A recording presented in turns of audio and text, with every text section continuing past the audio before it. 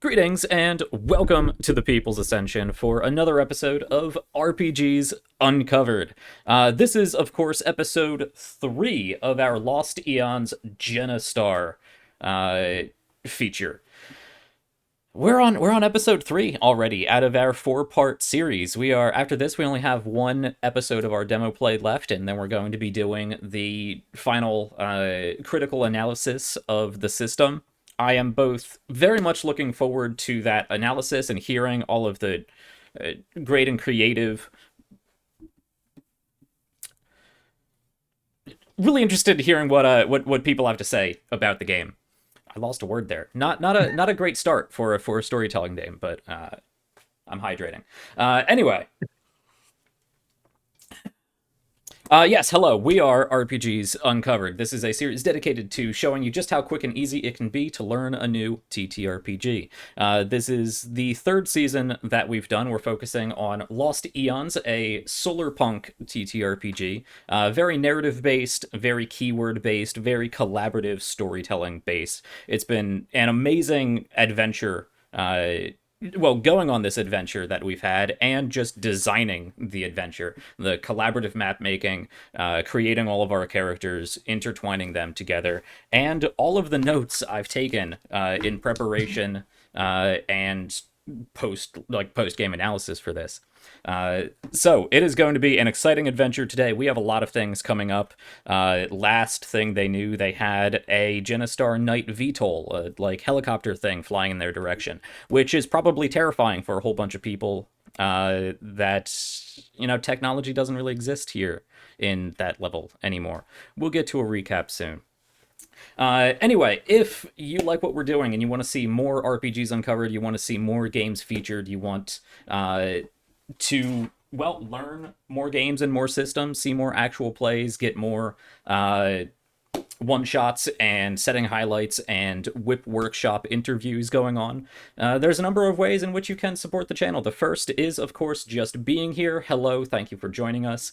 And, of course, to tell other people about it and bring more people into it. Just having people watch, just having people retweet, just having people like, follow, subscribe, whatever all those buttons are on the various different platforms. That helps so much just with showing our AI overlords that people find this content interesting, and therefore the AI overlords might be more amicable to showing more random people that stuff. And then more random people come in, they hear the spiel, they tell other random people, and it just keeps going on. The AI overlords, they know what they're doing, but they're very fickle. So go out and tell people about us. I really make it one of my big goals in life, but this channel in particular, to get more knowledge of games out there, to get people exposed to more than just the big names, more than just both of the D's out there, and get people exploring other games and other genres and thinking in other critical, creative ways. And, of course, supporting the community, supporting indie game developers, supporting storytellers and writers and artists and musicians and whatnot, which leads into a monetary way in which you can support, if you are able to. I know it's been a time for a long time. But if you like what we're doing and you want to throw some actual monetary support at us, we do take donations, we take bits. I have been forgetting to mention this, but we have a little martini glass down there, which you can drop bits into. They explode, they fly all over the place. It's a good time. But we also have our support sites down below, Ko-Fi and Patreon. I'm probably going to just solidify things on Ko-Fi because it's better. Go check out the Ko-Fi and Patreon. We have character sheets up there. We have the after shows up there. We have the map up there, but it needs to be updated. And we will be having, of course, the bite-sized tutorials going up there, along with written reference sheets that you can print out, or if you are more of a reading person than a visual, video person, you can have those there as well. Of course, the bite-sized tutorials will be free on YouTube. They are free on the support sites, but they are posted there because it's easier to post written content along with the video there than, say, on YouTube. And of course, we have our Discord that you can come hang out in. We are all there. We're all great, lovely people that you can talk to. But besides us, there are a number of other indie creators on there, other game developers on there who have created such wonderful games, such a wide variety of games. So if you are looking for a new game, whatever it may be, there's probably somebody there who has made it, or knows somebody who has made it, or is working on it. So come hang out with us in Discord. It's free to get in there. It's open to pretty much everyone. The link's down below. Come say hi. Come explore games with us. Anyway, I've been jabbering on for long enough. Let's get this going because we have a lot to cover today. Let's throw this over to our players to say hello and introduce themselves and tell us where you are and where we can find all of your lovely content. Let's start out as we usually do with Andrew. Hello. Hello.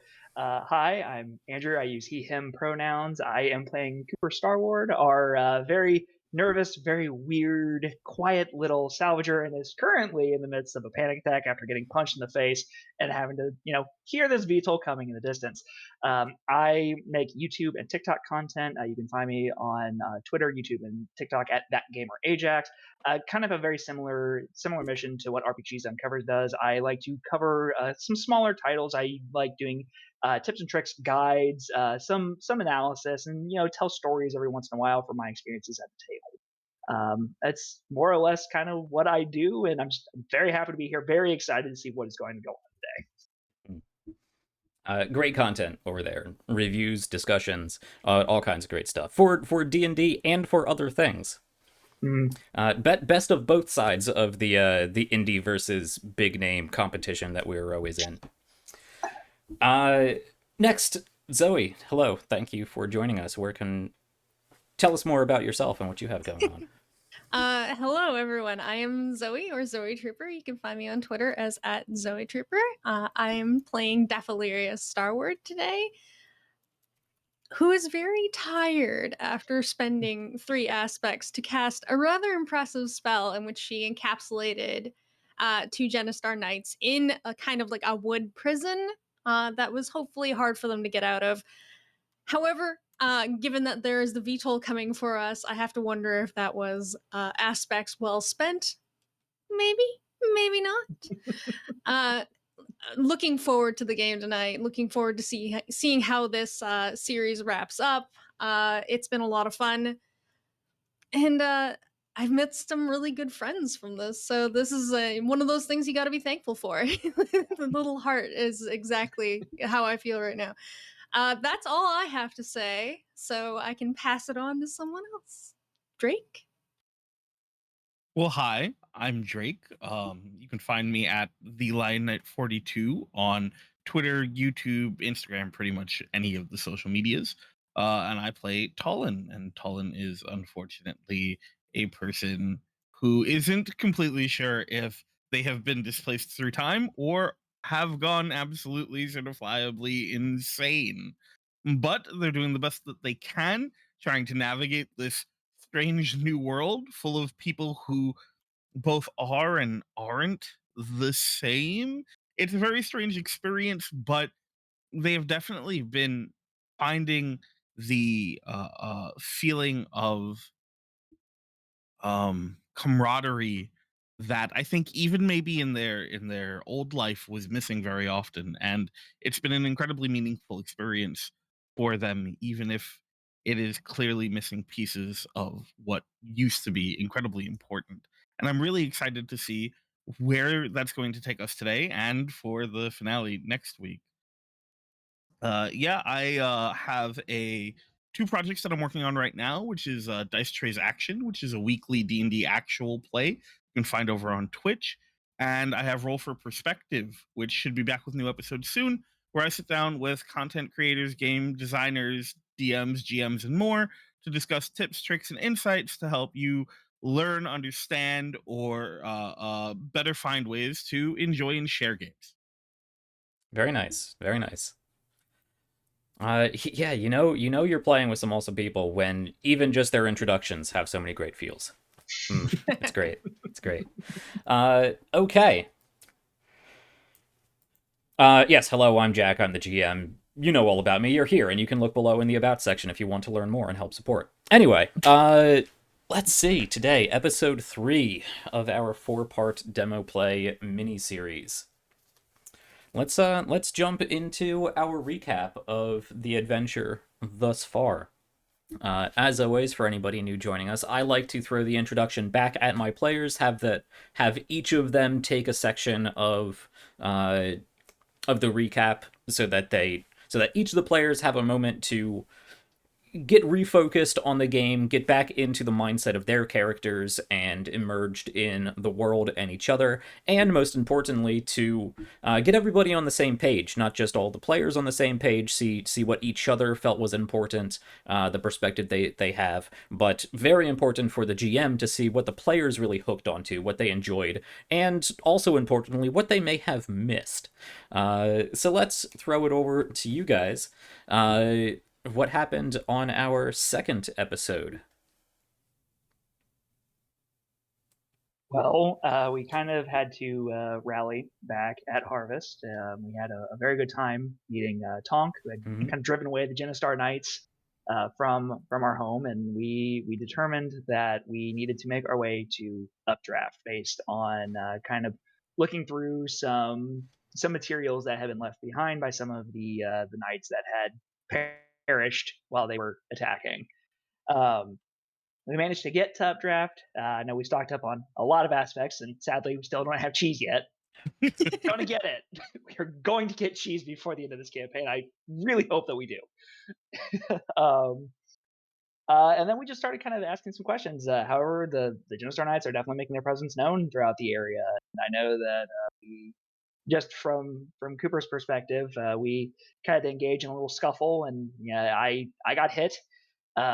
So I'm currently probably rocking a black eye, not feeling overly great about that. And I helped get us kind of moving along the updraft to where this kind of settlement station thing is up in the mountains. At least that's my perspective of things. Well, that was a very accurate but succinct, I should say succinct but accurate recap of pretty much all of last week. Does anyone else have anything to add to that? Well, one of the primary motivators for us going after the GENESTAR Knights is because they unfortunately took with them Cooper's love interest. How did I forget You forgot about Lily. Oh, no. So much for that love That's letter. fine. We can just turn around now. We can just go home, right? Yeah, absolutely. It's just Lily. Yeah, it's just Lily. It's fine.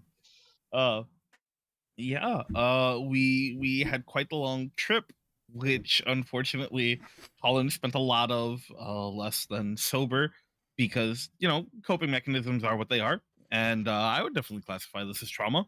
But upon arriving, it was an incredibly different sort of place, even from just Harvest where they had left, and some of the interactions there were very eye-opening for Tallinn, just in seeing how they interacted with the I forget if we got the person's name whose door we had knocked on.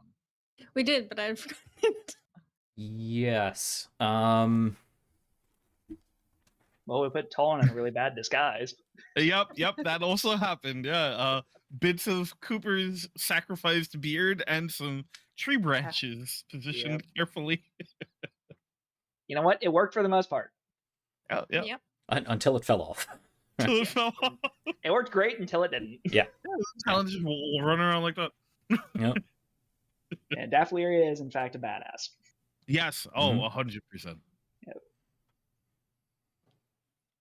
Okay. Wait until it goes wrong, and Right. then you're not going to be calling me a badass. Yeah. That's okay. It's fine. It'll still be badass. the It'll just be utmost faith. problematic.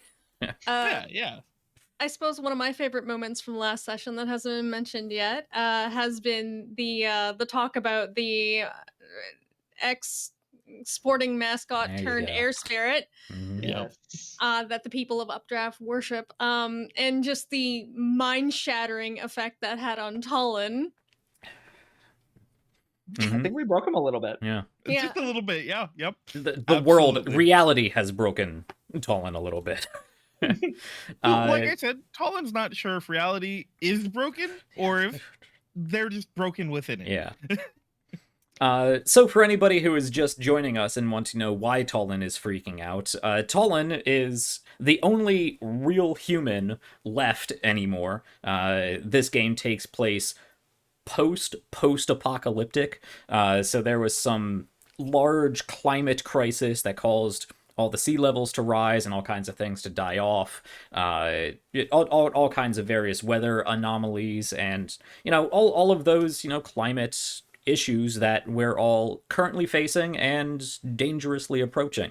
But all of that has taken the course of time over however many centuries or maybe even millennia it has taken, and the world has revitalized itself in a very different way. Magic has either awoken or has bloomed into something even greater than it once was. Everything has mutated to be larger and more vibrant, very different from what it is in the world that we as the audience know today. All of the people are now mutants as we would understand them, as the GENESTARs certainly understand them. They are no longer us. They're still, of course, vaguely humanoid, but some of them have fuzzy body tentacles, or moss beards, or other various mutations that you can have. And Tollin awoke down in some haven, a bunker underground in cryosleep, made his way up and into this world of strange moving trees with glass baubles that explode and throw pollen all over the place, with people that are large, with extra body parts and fuzzy body tentacles. So Tollin has been dealing with a very substantial break from reality as he knows it. Any other major events? Of course, we did not mention how Tong actually succeeded in driving out the GENESTAR Knights, and that was, of course, Big Bessie, the giant mechanical spider-like tractor contraption he created. Tonk was the whole thing. If you missed that, go back and watch it. I can't do it justice in a recap. Yep. Yeah, we made our way to Updraft. There was some information gained there, some more heartfelt roleplay, and then the whole point of Updraft is a small town at the base of a magical wind channel, a sort of river in the sky, as I believe Death Illyria called it, in which they use these vaguely Zeppelin-like cable cars that allow you to travel up that air current, that magical air current, up to the top of the nearby mountain range. That was commandeered and patrolled by 3 GENESTAR Knights. Death Illyria managed to entomb 2 of them in a section of the building that she wrapped around and hardened. And one of them, unfortunately, they were not able to fully incapacitate, as they... I believe it was Tollin that made a distraction. Cooper ran up, disarmed the guy of his shotgun that he had, another very very powerful, ancient, magic, enchanted boomstick of some kind. And then they all hopped into the cable car and started taking off. Unfortunately, they did not realize that this guy also had a magical rectangle that allowed them to contact people far away, a radio, and he did so. So we are now dealing with the consequences of that, namely a GENESTAR Knight VTOL coming down to reinforce and deter whatever these 3 are up to. No big deal. So that's where we're going to start out. To set the scene even more than we just did, the 3 of you are in this cable car. It has a series of fins off to the side that you have extended, allowing it to be swept up in this air current. And there is a sort of Zeppelin, sort of blimp-like balloon structure above you that helps keep it aloft, but... Well, I'll leave any more engineering understanding to the actual game. It has been detached, it has been properly set up, the time was taken to do so, and you are slowly traveling up the air current that is Updraft. only a few minutes went by before you started seeing this speck up in the distance rapidly approaching, and you can see it is this strange, I don't know, stall of some kind that has 3 different circular contraptions coming out of it that spin incredibly fast. It looks like there's some sort of, I don't know, windmill-like contraption there, but it's spinning very quickly, somehow keeping this large contraption aloft. There is a glass window out front. It looks almost like a small, vaguely triangular shaped building that is somehow being kept aloft by these 3 rotors of some kind. A GENESTAR Knight VTOL, a vertical takeoff and land craft. You can see that there are a number of individuals in there. It looks like there is a pilot and 2 other people manning various stations. At least we would as the audience. And this craft is very quickly approaching the cable car where the 3 of you now are. I believe last game it was... Let me pull this up. Why did that disappear? One of you... I'm playing around with things and the cameras are disappearing. One of you took some amount of damage. That was Cooper, right? When he tried to get the shotgun, he punched you in the face. Yes. Yeah. Yep. So you did disarm the GENESTAR Knight of the shotgun. You do have this loud, enchanted, ancient boomstick. If you know how to use it, if you can figure out how to use it, you do have that. But otherwise, the 3 of you are in this cart, and this contraption is approaching almost certainly with ill intent. What would you like to do? I'm gonna look over at Tolan and just kind of like hold the shotgun up and just be like, do you know how to use this? Would this actually be effective against them? So Talon, who had been sort of seated against the like the part that they're in, kind of looks up and snaps a bit out of their panic, and just point and click, man. What? Okay. I think I can do that. Yep. Save it for the people. It probably won't do anything against that, but there are going to be people on there. Okay. Um, I'll look over at Daffleria. I know that you obviously did your thing. If all else fails, I might have some. I think I can tune into the essence enough to affect them, but you know that I only took some offhand magic lessons from you, and that this is more of your thing than mine. So I'm a little afraid something might go horribly wrong. I'm kind of trying to catch my breath after casting that massive spell earlier, and I look at my brother and just kind of go, do what you can. I need a moment or two, and I'll take my bow off of my back and start stringing an arrow onto it. This seems like the best option right now until I'm able to cast again. All right. So that is all the time you have before things start to go wrong. So let's take our first quick pause of the action, because this is a demo play miniseries to demonstrate how the rules work, how the rules and tools of this game work. So we're getting into combat, the first real combat of this game.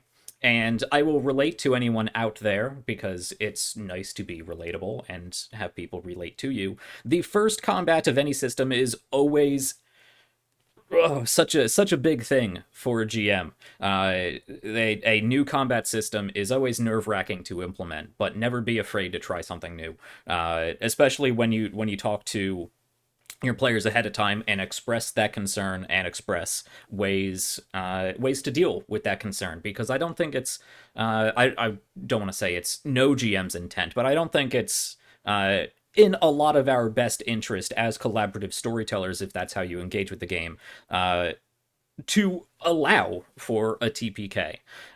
So I've taken some things in mind. I've talked to the players about it, both in Session 0 and before this game, to give us some guidelines about how combat will go. But getting more into the rules of the game, we need to first establish initiative. Now, initiative works very differently in this game than it does in, say, D&D. In this game, only one person rolls initiative, generally the character who is closest to the adversaries that you are facing. And then turn order is staggered. A player will go, then the enemies go. Then the other player goes, and then the enemies go again. And then another player goes, and then the enemies go again. So combat is, in a way, sort of stacked against the players. That's why there is sort of forward to the combat section stating that combat in Lost Eons is incredibly dangerous and should be avoided at all costs.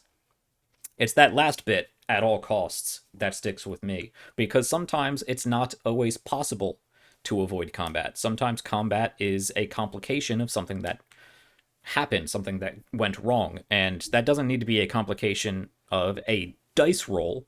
Say a 1 through 5, you would get a complication. It doesn't need to be a mechanically codified complication, but a complication to the narrative. The complication to this narrative is one of the guards saw them and was not incapacitated and managed to warn his friends up on the top of the mountain, which then leads to this.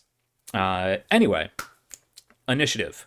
Daphiliria said that she's pretty much taking some time to herself, comporting her magic and getting an arrow ready. So and since you're all kind of in the same place, you're confined to this cable car, I'm going to throw it to Cooper and Tallin. Which one of you would like to roll for initiative?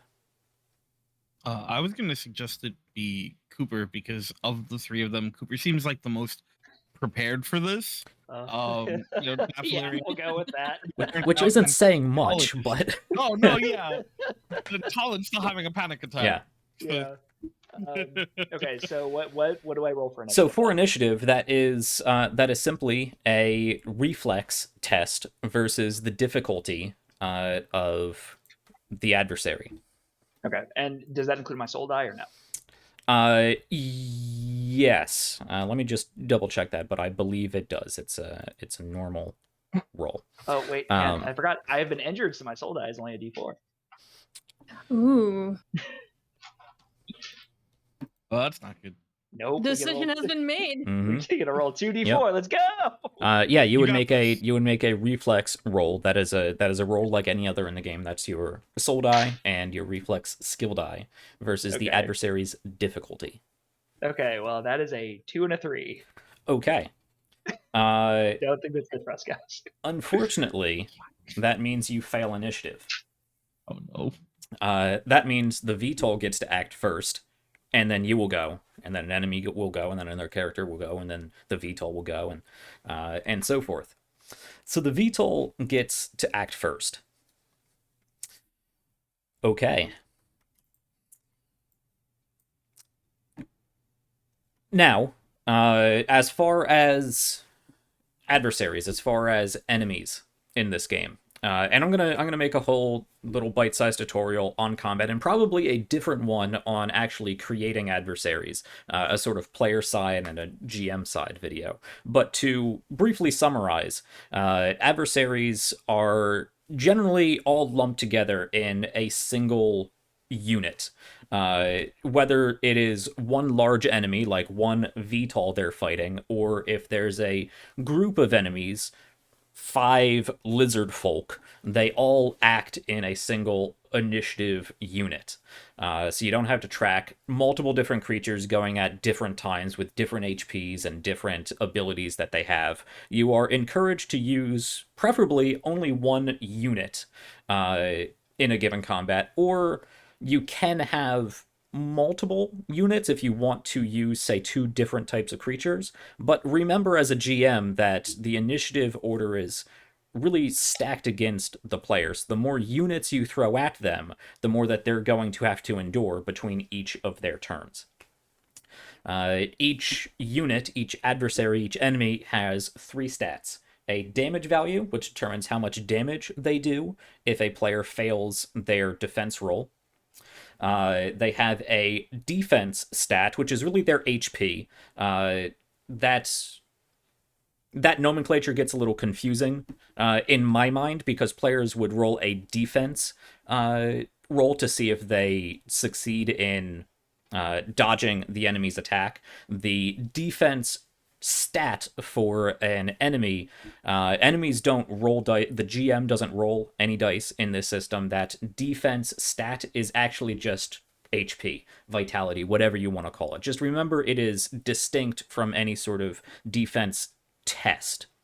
And of course, each enemy has a difficulty stat, a difficulty value, which determines the number that players need to meet or exceed in order to hit with their attack roll, or to defend or dodge with their defense check. Enemies also often have a unique special move that they get to use once per initiative pass. Not once per turn, because remember that enemies get a turn after each character, but once per initiative pass. Okay, let's drop into the story then, with all that explained. So I think this makes sense, because obviously the VTOL has the high ground, and also has probably better range than you guys would, though range is also less of a concern. I'll save that for another break in the narrative. The VTOL continues to descend. It does look like it is fighting against the updraft. It is having to actively push itself into the wind in order to move downward. So it kind of wobbles here and there as it gets hit with different varying air currents, or the angles cause the wind to move in various ways against its hull. But it does begin to descend.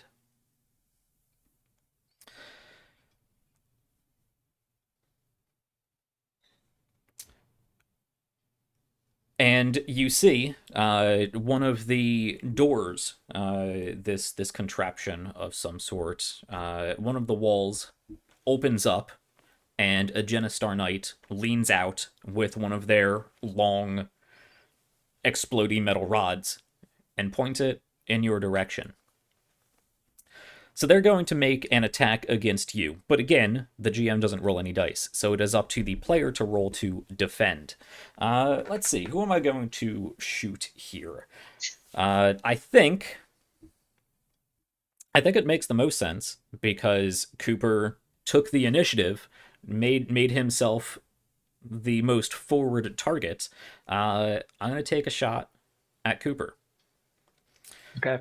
So, Cooper, I need you to roll me either a reflex test in order to dodge out of the way, or an endure test if you want to just try to, like, face tank getting shot. Unfortunately, I'm gonna go for the endure, just because I think I'm gonna have a slightly better chance at giving it a shot. Interesting. So All right. we'll see what happens. Well, that is a 1 on the soul die and a 6 on the endure. There you go. Okay, that is important. Because a failure with a 1 is a critical failure. A failure plus a separate 1 is a critical failure, which could have been very bad. Okay. Let me also, this is an important case to clarify. I did go back and check. Your soul die is not decremented unless you take a box off of your wounded track, not your resilience track. Well, Ooh. okay, that's a little different then. Yeah. Okay, got it. I just thought A if I little was injured, nicer. then a little bit nicer. I'm still okay with my current roll though, because I still got that 6. Yeah, you still got that 6. Okay. I'm not gonna go back and worry about messing with the initiative. But going forward, yeah, you don't decrement your soul die from a D6 to a D4 until you take a mark in your wounded track. Got it. Okay. So you rolled a 1 and a 6 on your endure test. The difficulty value, I'm going to be transparent here. You don't need to. That is a philosophy that is left up to the GM, whether you tell the players the difficulty value or if you keep it to themselves. Because this is a demo play, I will tell the audience, and the players are also here to listen. So the difficulty value for this VTOL is 4. So they need to meet or exceed a roll of 4 in order to hit them or to dodge their attacks. You manage to do so, which means you don't get hit. The GENESTAR Knight leans out of this VTOL, kind of arm hooked around some sort of handle, leans out, puts this enchanted metal rod to its shoulders, looks down at the cable car. It's still quite a bit away at this point. Takes a shot. You hear the crack, and pretty much as soon as you hear the crack, the boom from this metal rod that they're holding, you see a splinter. You see the wood of this cable car, this sort of boat-like contraption that you're riding in, just explode off the side. A small chunk is taken out of it. That is the enemy's first turn. Now it goes down to a player's turn. Now, when it comes to the player's turn, that is left up to the players to decide when to go. There is no initiative value that they are strictly adherent to in order to say Cooper goes, and then Death Leary goes, and then Tolan goes, and it's always in that order. So I will leave it up to the three of you to decide who would like to go in this action. If it's okay with you guys, just because I have the shotgun and I'm right there, I would like to attempt to take a shot. I'm going to look over at Tolan. He said, "Point and shoot, right?" Point and shoot. Yep. Just, I'm gonna like pop up, just awkwardly like handle this shotgun, and I'm going to attempt to shoot. So I know that hack uses kind of like general like finesse, and because this is old tech, is it okay if I use that? Yes. In fact, when making a ranged attack, the guideline is that you would either use a reflex test for, say, something like shooting an arrow or throwing a tomahawk or something like that. But if you're using some sort of technology, something that requires a bit more mechanical knowledge, you can use hack. So yeah, you can make a hack test to shoot this boomstick you picked up. Was a 1 and a 2. So that's definitely a miss. Okay. Oh boy. We got our first critical failure of the game. Great. So a 3 or below on your dice roll, with one die showing a 1, is a failure with 2 consequences. A critical failure. There will be 2 consequences to this. The first is that this shotgun misfires. When you jostled it away, or perhaps it was banged against something when you jumped into the cable car, maybe you're not holding it correctly, whatever it may be, you're not terribly sure. It misfires, and that shotgun shell partially explodes in the I'm not a gun person. I need to remember my gun parts. But in the chamber of this shotgun. That means that the shotgun will no longer be usable until you fix it. It's not completely destroyed, but you won't be able to use it until you take concerted effort to understand what went wrong, how it works, and how to get it back into working order. And 2, it blows off that cap that you slip the shells into and sort of backfires, and you take 1 point of damage. All right.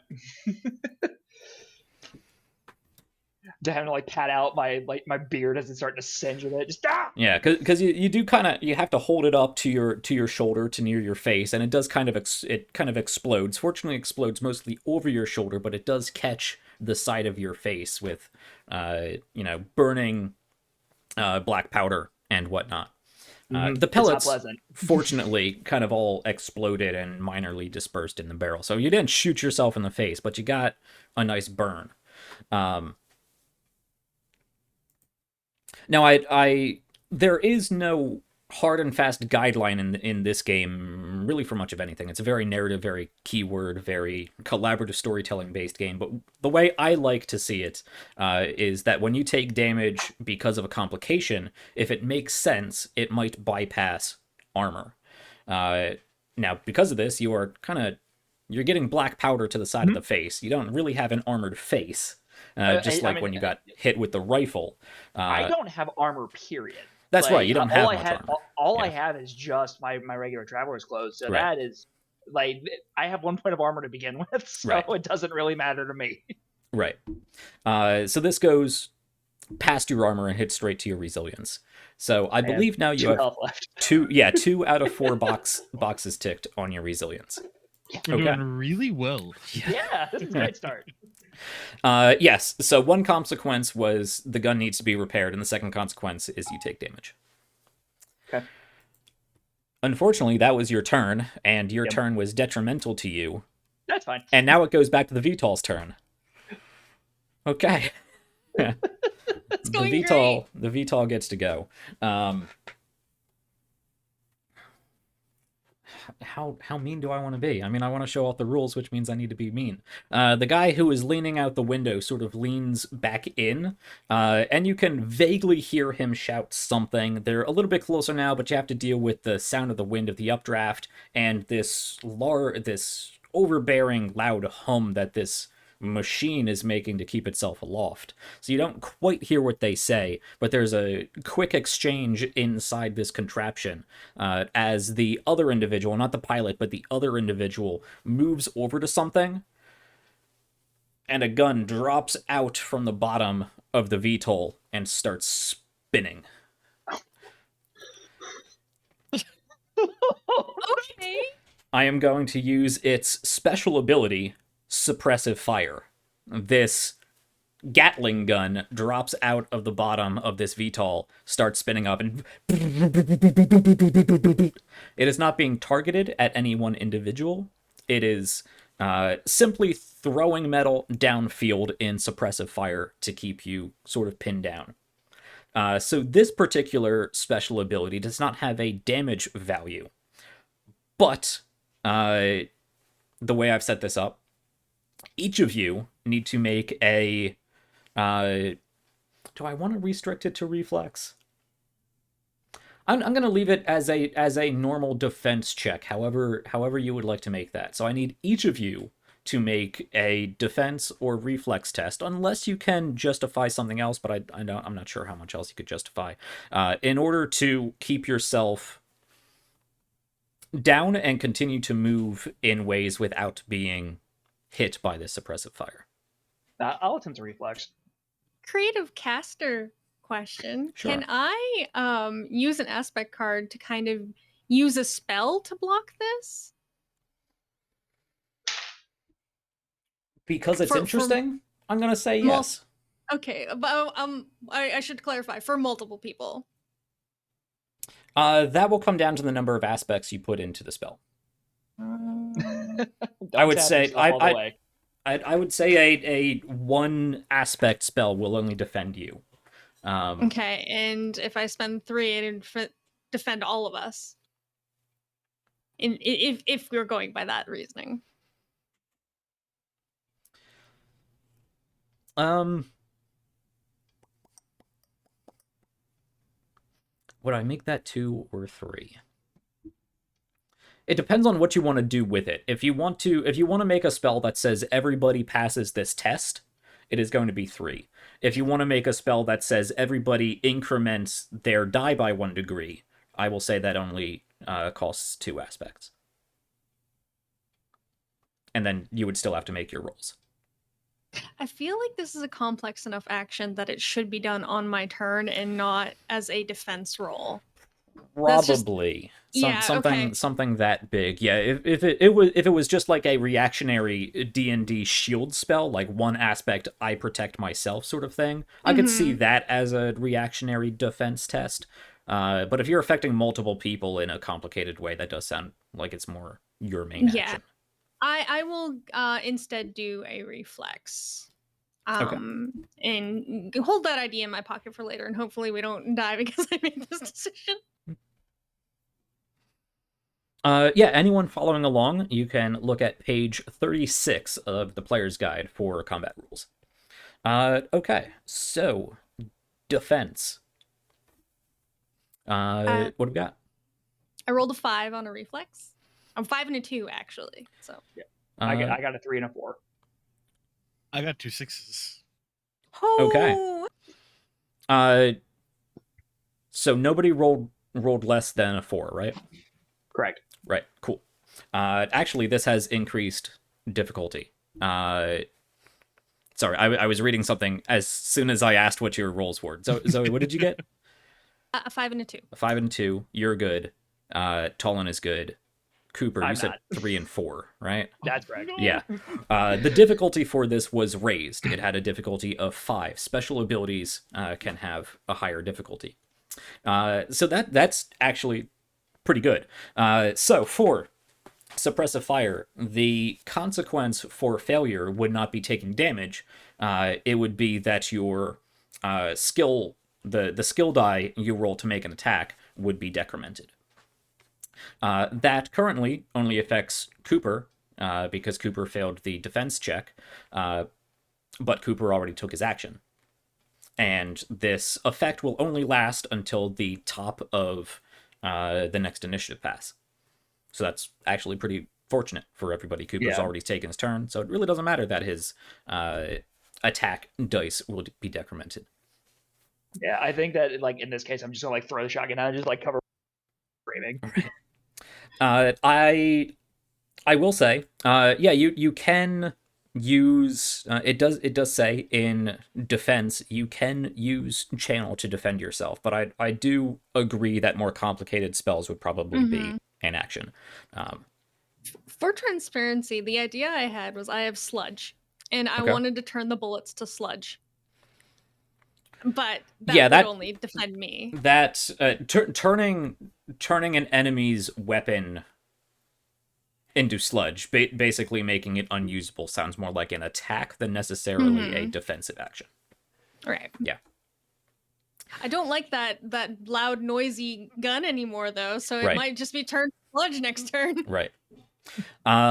Yes, so to get back into the narrative of it, this much larger, like, bundle of boomsticks starts spinning around and flashing repeatedly in your direction as you see splinters of wood on your cart begin to explode outward. More, you can hear things whizzing. You even think you saw some sort of shiny stone very quickly moving past all of you as a hail of bullets comes raining in your direction. Nobody is directly hit, but you can see that Cooper is pretty much pinned down.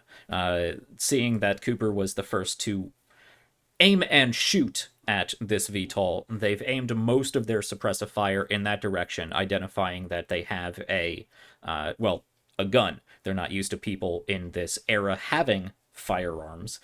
So seeing that somebody in your group does have a firearm, whether it's working now or not, most of that suppressive fire is being shot towards the front of this skyboat, towards Cooper. The other two of you are free to act as you would, which brings us back to a player's turn.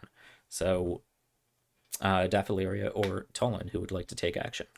I would like to nominate Tolan because Daffeleria is freaking out. She's tired. And yeah, I think based on Tolan's like old world knowledge, he knows what this is. This is probably one of the few things that they know what it is and maybe aren't freaking out as badly. I have a question. Sure. How close is the VTOL to us? Yes, that is another important distinction in this game. You don't generally track distances or movement in a precise codified way. There's no movement speed. You move 30 feet per turn or whatever it is. I like to think of it, other games look at distances and engagement in terms of zones, whether it's extreme distance, long distance, short distance, or melee. Right now, it's definitely in long distance. It's further away than you could throw, but like a projectile of some kind, an arrow, a crossbow bolt, a shotgun, would be able to hit it. Okay, cool. Because that answers exactly the question I needed. Thank you. Yeah.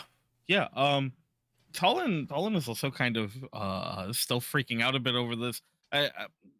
He recognizes kind of what this thing is, but also this is the first time in their life that they've ever been shot at. But there's just a moment of thinking, and he sort of looks over at it. He judges the distance. And he's like, "Shit." And they're just gonna pull the pistol out and attempt to fire on. You said there was someone like hanging out of the. Mm-hmm. I'd like to fire on that person. Okay. Yeah, Tolan picked up a pistol down in the Haven when he escaped, when he made his way to the surface. Okay, yeah, so you need to make, because you are familiar with this technology, I will allow you either a reflex or a hack. Okay. Because I don't think you need use- to focus on how the machine works. You can simply aim, which is more of a reflex, or you can use your understanding of firearms more than your understanding of aiming and shooting. I'll leave it to you. Yeah, I'm gonna use my hack. It's just I think it. Colin is the kind of person who probably has never used a gun before, but Mhm. will have a better chance at going. I know this is the basic fundamentals for how it works, as opposed to relying on marksmanship skills. Mm-hmm.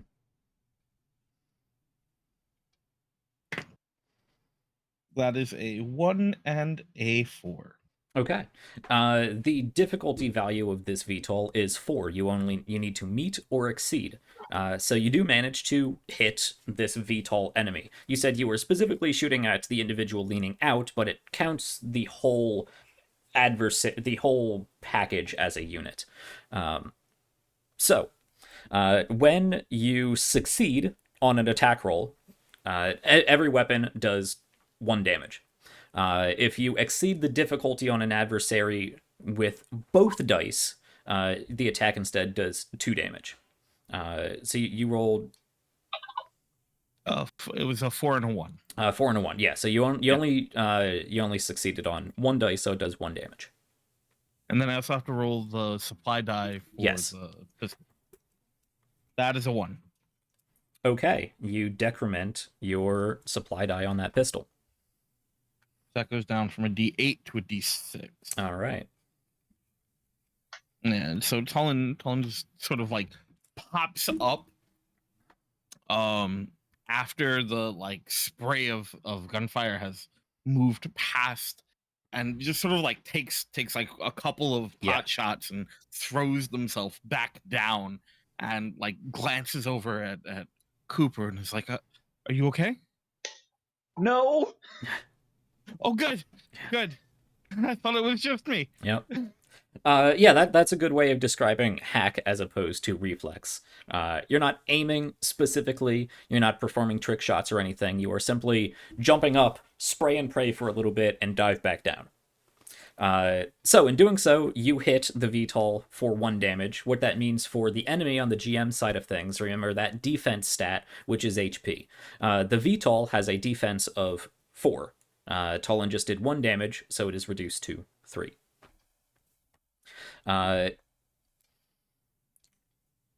Okay. And again, we demonstrated the supply die. For anything that will consume an item, such as ammo in the case of a gun, every piece of equipment that does have expendable components, whether it be a kit or ammunition, whatever it may be, has a supply die. If you roll a 1 on that supply die, it decrements the supply die.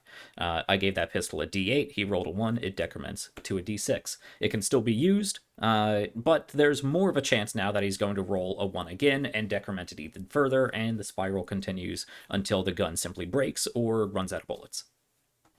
Okay. The VTOL has been hit. That goes back to the VTOL's turn. Again, a special ability can only be used once per initiative pass, so I can't use suppressive fire again, which means it's just going to take a regular shot. The gun is still firing because the lot of you are still suppressed until the top of the initiative pass, but that guy who is hanging out of the window, we'll say that you did manage to sort of graze him with one of your shots, hit him in the arm. He jerks back at that, but leans out again and now aims his much long. Well, you actually know what it is, Talon. He leans out and aims his rifle right at you and is going to make an attack. So I need you to roll a defense test now. Again, either endure or reflex. All right, I'm gonna roll reflex. That is a 5 and a 4. Okay. Those both succeed on your defense.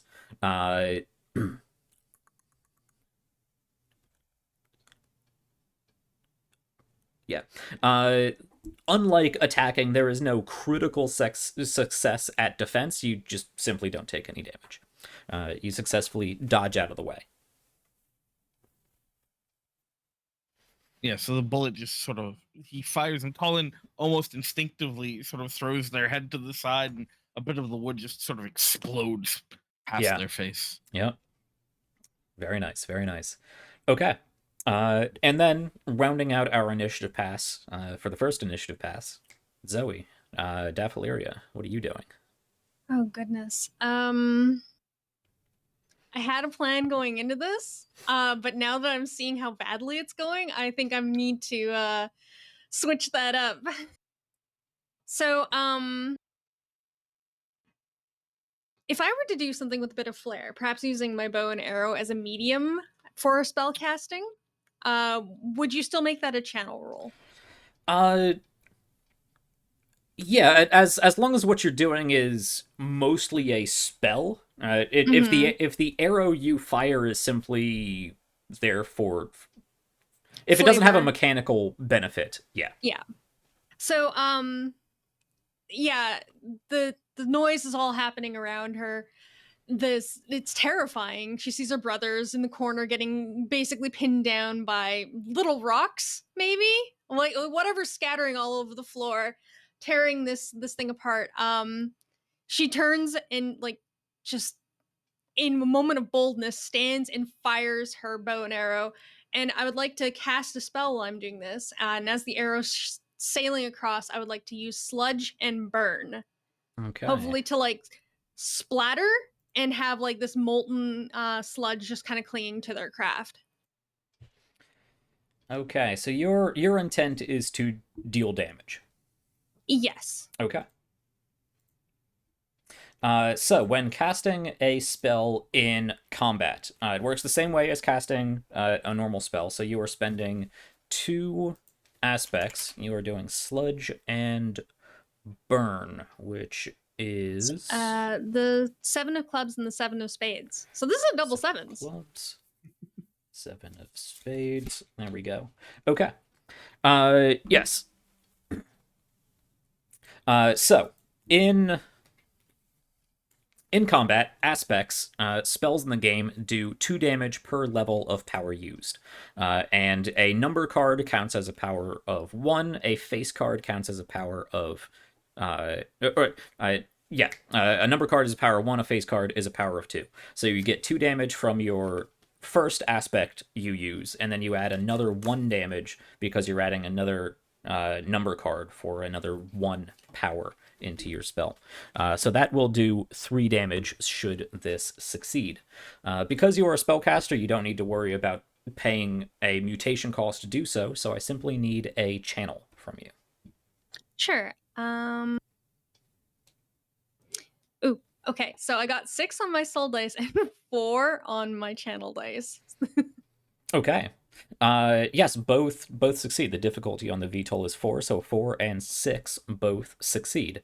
When making an attack with a piece of equipment of some kind, you do get that critical success. I'm gonna say that applies to magic as well. It's not explicitly stated in here that it does, but I'm gonna it's in the same paragraph. It doesn't say it doesn't, so I'm gonna say it does. Mm-hmm. It does say double damage, which is... Oh. Let me clarify here. Exceed the difficulty of the adversary on both die, and the attack does 2 damage. Well, it says 2 damage as opposed to 1. But in the defense section just beneath it, it says fail rolling fail while rolling a 1 and take double damage. So the 2 damage as opposed to 1 on an attack with a piece of equipment, is that doubled or is that simply adding 1 damage? That's another question I'm going to add to my FAQ that I send over to David. Because It this is sounds doing... like, based on my hearing of that, it doesn't specifically say doubled. Yeah. It says add 1. Yeah, that's what I'm leaning towards.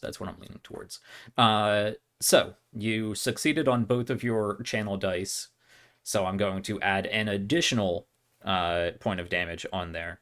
So it's 2 dice for your normal cast. You added another number card for 3 damage, and you critical succeeded on the test for 4 damage. The VTOL had a defense of 4. It already took 1 damage. With this spell of Sludge and Burn, how do you take out this VTOL?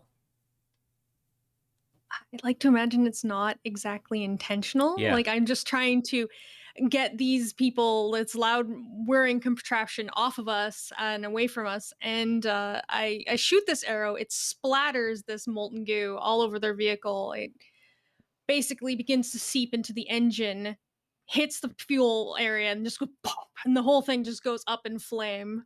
Okay. Nice. Yeah. I could have made that defense stat a little higher on this. Oh well, that's gone. You know, I don't think any of us expected to take it out. Like, I expected we'd all die in this. Yeah, I thought we were getting captured. Yeah. I think that we can just admit that Daffleria is overpowered. Yeah, magic is very strong in this game. Yeah. Yeah, because it does say that a spell you cast does 2 damage per level of spell, whereas if you attack any other way, it only does 1 damage unless you critical succeed. Yeah. It doesn't explicitly say anywhere that you can critically succeed on a spell, but it also doesn't explicitly say anywhere that you don't. And I think it's more interesting if you can. Yeah. So also, just want to point out, most people have detriments that they take from magic. Yes. Yeah, absolutely, yeah. So I think it's more than fair that magic does more damage than anything. That is true. That is true. Also, anyone can cast if they truly wanted to. Whether or not they're built for it, it's irrelevant. Yeah, and we also have to remember that Daffleria is, I don't want to say a one-trick pony, but definitely very specialized in magic, maxing out her channel ability. So your ability to succeed on both dice or succeed on 1, let alone 2, is much higher than anybody else. Bit of a glass cannon. Yeah. But yeah, I definitely did not expect to take it out. I thought I'd maybe like injure it so that we could make an escape, but hey. Yeah, I mean, with the attack already on there, you exceeded the defense, the HP value by 2. So yeah, this thing is destroyed. The combat does not last long. There is a hail of these bullets or magically exploding fast-moving stones, however you perceive them, that pins you down in this car for a short amount of time as Cooper and Tollin kind of pop their heads up and shoot the boomsticks that they have. Cooper apparently doing it wrong. The boom came out of the wrong end. Tollin a little bit more successful, but seeing that there was so much happening, so much damage being done, if not to you guys individually, but to the contraption that you're in, Daffleria, you pop up and you let out this spell. That burning sludge, that napalm delivered via your arrow, explodes, corrodes into the metal skin of this strange flying creature slash contraption. There is sparking as this thing dips even more. The wind takes it and almost throws it sideways as this sludge drips down. I imagine it melts through one of the support structures of one of the rotor blades on it, which snaps off, causing it to flip end over end before the sludge makes its way to the engine and the fuel compartment, as you detailed, and the thing explodes in a large fireball, probably probably a few 100 feet off from your cable car. As the 3 of you look out in awe as this terrifying monstrosity explodes. I did not cast that strong of a spell. I'm gonna just. Since when could you do that? I didn't. I just threw a little bit of fire at them. Well, I'm gonna like keep like patting like where my face has been burned a little bit. Well, apparently their technology is a little volatile. I guess we'll have to keep that in mind. I'm gonna look over at Talon. I thought you said it was easy to use. It is. I don't know. It must have gotten jammed. There must have the mechanism must have gotten stuck on the bullet, on the shell, on whatever. We have to be careful because there could be more of them up there. Yeah. Yeah, no kidding. I'm starting to get very tired. Can we fix this? And I point at the gun. We might need it. I can try tinkering around with it. I can also try patching up our little dinghy here if that might help. I just need to at least be useful in some way. I'm very glad that the two of you are here. I'm going to look over at Athleria, especially you, sis. I just, at the mention of like I need to be useful somehow, I just crouch down by my brother and give him the biggest hug. Like, you are so very brave. I wouldn't be here if it wasn't for you. Just gonna grimace and shrug a little. I did nothing right in that fight. Just while we're on our way up to updraft, I would like to at least attempt to tinker around, see if I can at least like clear out the mechanism, try to at least make this thing somewhat usable. I don't even know, like I don't have a supply die for the ammo. Do you want me to just roll a d4 and see if we still have any like bullets left for it? Yeah, you don't have any spare ammo, Okay. as they would, so it's only whatever is in the chamber. And shotguns don't tend to hold much. Yeah, I'll say this does only have a D4 supply die. Okay. Do you want me to go ahead and just roll for that real Yeah. quick, just because I realized that we didn't do that? That's a 2, so we Okay, didn't. you're fine. Yeah. Okay. You still have ammunition. I imagine this is again, I don't know much about guns. I'm not a gun person. All I know about guns is from what I see in video games. So I imagine this is one of those shotguns that has like extra shells like strapped to The side of the it. side of it. Yeah. It probably you can probably only chamber 1 or 2 at a time, but it has extra ammunition on the side that you can slide in. Yeah. Easy enough for you to figure out. Even not knowing what this is, especially with Talent's help. I would imagine that a shotgun shell prematurely exploding inside of a chamber that houses multiple rounds would probably be even worse. Yeah. I mean, there's No. probably some sort of safety feature that prevents that.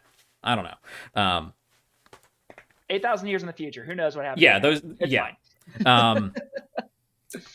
These cable cars, even updraft, magically propelled through this river in the sky of air currents. It will probably take you a good half hour or more to get up there. So that is enough for a short rest, which is good to know because, well, you can take a short rest, which means you can heal up a little bit. Okay. So if we go up in our rules, just to clarify, when you take a short rest, which only needs to be about half an hour, you can make I believe it's an endure test. Yes, on a short rest, half an hour or so of not doing anything strenuous. I would say fixing this weapon isn't necessarily anything physically strenuous that you have to worry about. You can roll an endure test. Everyone can roll an endurance test, but I believe it's only Cooper that's actually taken damage. I'm the only person that has taken damage this entire show so far, but that is 2 5s. Okay. To remind everybody, a 1, 2, or 3 is a failure, a 4 and a 5 is a success with complication, and a 6 or higher is a full success. If you roll a partial success, you restore 1 segment. There is no complication, you just simply don't get the full 2 resilience back that you would on a full success. So partial success, one segment of your resilience track is restored for you. Okay, and then during that short rest, you said that we can try to like transfer some essence over to Yes. Dappleria. Mm-hmm. I've got plenty. If you would like some. Same. Sure. I mean, I imagine that will perk her up a bit as well, since she's so drained at this point. Yeah. Let me, if I can, I would like to transfer over. I think Vortex and Grow would probably be two that you could make good use out of. So I would transfer those over to you. Okay. Okay. Yeah. If you are interested, I would also like to transfer to you. I have Swamp and Scald, which I both think could both be pretty interesting. Mm-hmm. Ooh, a Scalding Vortex. Mm. That would be brutal. Yeah. Ooh, there's a really lethal combination in here. So they're both giving 2. That's 4 total. With what you have, you're still under 7, right? Or 7 Yes, or less? this will bring me to 6. Awesome. Cool.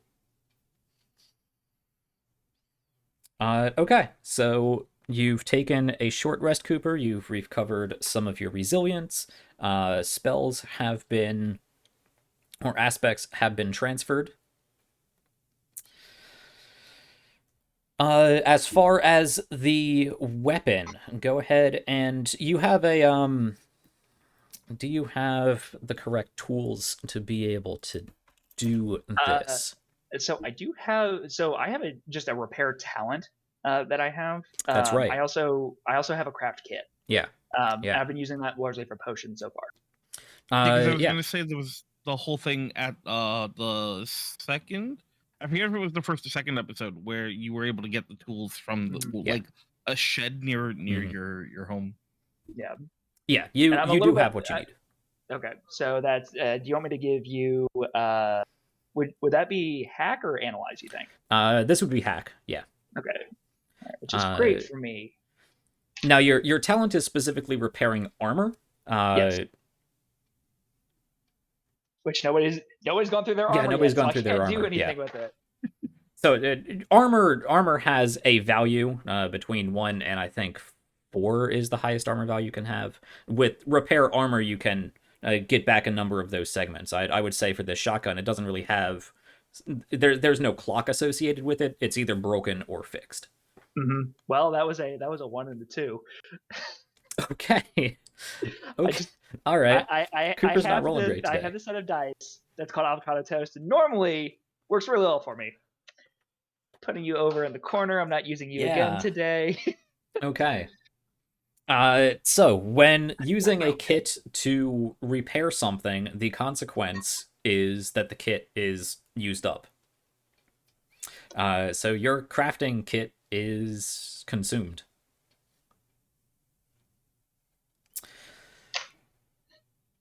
Do I want to give you a critical failure for this? I'm fine if the shotgun doesn't work. I don't know what I'm working with here. Yeah, I would say you take half an hour to do this. And Tolan, you've never been shot at. You have knowledge of IT and stuff like that, but you're not a gun person. You have no experience in maintaining a shotgun. So you're Not only even remotely. Yeah, you don't have much more knowledge to help Cooper along in this process. So in doing this, you know what? In our session 0, in our talks before this game, I said I'm going to let you guys narrate as much as possible. With this critical failure and the consumption of your kit, what does this look like as you're fixing your shotgun? I'm going to just be kind of like examining, tinkering, and then like, okay, yeah, I think I've got this. It seems relatively simple. And then just one thing goes like too hard. The firing pin that even works for the trigger just corrodes It just entirely. Snaps. Yeah. It was. I just stare at it. I'm gonna like show that the trigger just like isn't even attached anymore. Mm-hmm. We can still make it work, right? No. Well, shit. You could always hit him with it, I guess. Yeah, I was thinking maybe we just use it as a club Yeah. kind of thing. Maybe. Yeah, I mean, maybe we could scare them with it. They don't have to know. Yeah, They don't have to know that it's not there. that's a good that's idea. that's a pretty solid idea. You see the Cooper's shoulders gonna slump even more. And The and one and if thing I do, I can't do it. Yeah. Yeah. Oof. Cooper's It's that, not having a good tech day. yeah, it's tech you've never seen before. So Exactly. Yeah. you're doing okay. You're doing your best. He's for just gonna whatever, like sit there, just kind of like slowly, just kind of bump his head against the floor. Talon will kind of like put a hand on Cooper's shoulder and be like, if nothing else, it may not be helpful to us now, but I guarantee you one less gun left in the world definitely makes it a better place. I'm just gonna put my hand on theirs, and your world must have been absolutely terrifying if those are things that are commonplace for when you were around here. Sometimes. I think I like our world a little bit more, and I think that the less of your world's influence there is, I think it might be for the better, especially if we have less people like the GENESTAR Knights in it. I think I agree with that. Starting to think I might agree too. Very glad that you're here, though. Yes. I quite enjoy you. I do hope. I mean, this isn't the time for it, but when this is all over, will you come live with us on Harvest? Let's see how things play out. There's Okay. a lot ahead of us, and we still don't know what that's gonna look like, and I still do have something I have to do. But maybe. Okay. Well, with how much that you're helping us, we'll definitely help you as best we can. Yeah. Yeah. You're lucky to have each other, and I'm lucky to have you both. So with that, this miniature Zeppelin skyboat makes its way up the last bit of cable leading to the mountaintop, and it begins to dock inside a station very similar to the one you left down below. A little wooden H type structure and slides into a garage up here. As you approach, I imagine, knowing that it was guarded down there, you take a look up there. I'm not going to require this being a test. You don't see anybody currently manning this station. You presume that anybody who was here just exploded.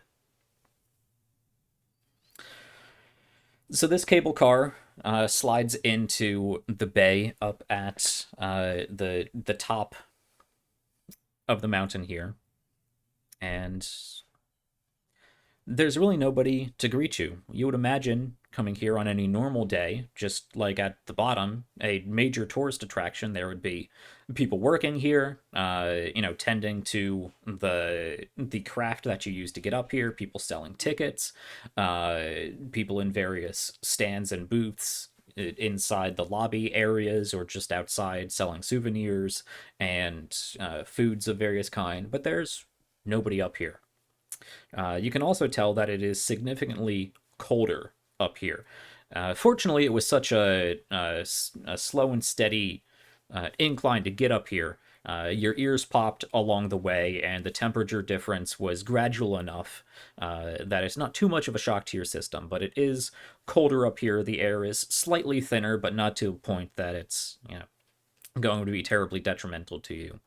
But these are snow-capped mountains, and you are arriving sort of just below or just at the beginning of that snow line. You can step out of this blimp-like cable car and into the deserted lobby outside, and you can see there is a winding path that looks fairly well trodden. It's probably even not paved, but cobbled.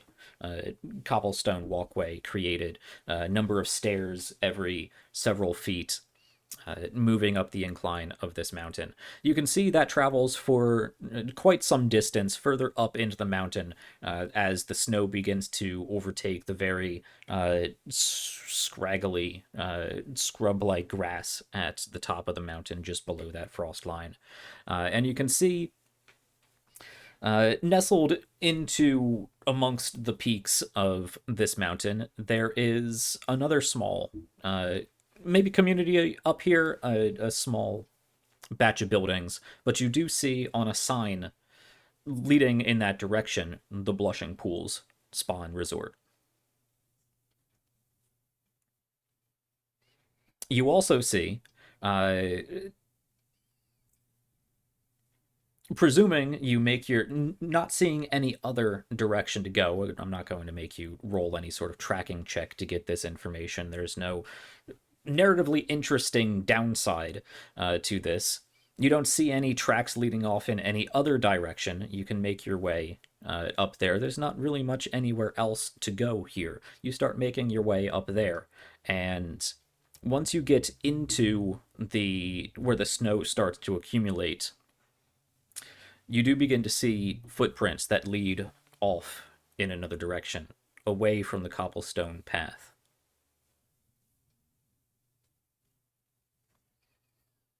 Well, it seems like there's only about one direction that we should go if we're looking to try to find them. Refresh my memory. Were we aware that radios are a thing? Was that explained to us by Talon, or was... So Tolan, if I remember correctly, had explained that he had referenced the cell phones that had been explained when they Mhm. first met, and said that these radios were akin to that, Okay. that allowed people to communicate over long distances. Talon, you know how you brought up cell phones, right? And how people can talk through them? Yeah. Would Yeah. they know we're here if they told the loud insect that we were here? They the what? The the insect that shot the rocks at us. Yeah, it's possible. It depends on how the radios function. It's you said insect.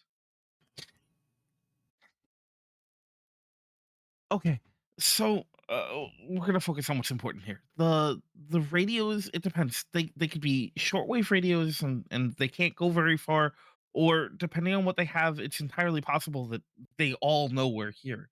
We can't know for sure, but I think the safest assumption would be to assume they all know and to Well, work with that. I know that in Harvest, whenever a threat occurs, we send the strongest out. It's part of the reason why like Tonk was able to drive off the GENESTAR Knights. Do you think that they operate the same way, that they send the strongest out to deal with the threat, and then the rest of them are, well, quite frankly, like me? I The problem is with the technologies that they have available to them, uh, the strongest becomes really difficult metric to judge by. Even if those were the most talented of them, it doesn't mean the rest are going to be pushovers. Not that you're a pushover by any means. No, I'm a little bit of a push. I hope not. But no, I don't think it's going to get any easier from here. Great. Um, Perhaps well, we can... What are you thinking, Cooper? well, I think that we need to, if we can find where they went, uh, maybe we can sneak up on them. It's possible. I will say that we still have the potion that I made initially. Um, I still have. I can't make any more potions right now. Not until we find another kit for me to be able to work with to safely channel the essence into liquid. But uh, I still have. I can tap into some resources if it comes to it. I'd really rather avoid a fight. I'm not feeling the best. My face is burned. And you see that like my eye is definitely like swelling shut from earlier. I just want to find out what they want up here, and I just want to go. So to clarify the scene, you have traveled a ways up the remainder of the mountain up here, a ways of the peak up here. You've crossed past the snow line. The cobblestone has been overtaken by a light dusting of recent stone, but it does look like it would normally be fairly well maintained if either purposely or by people just moving back and forth on it, but there's probably a good half inch or more of snow just on top of the cobblestone path here, and even more off along.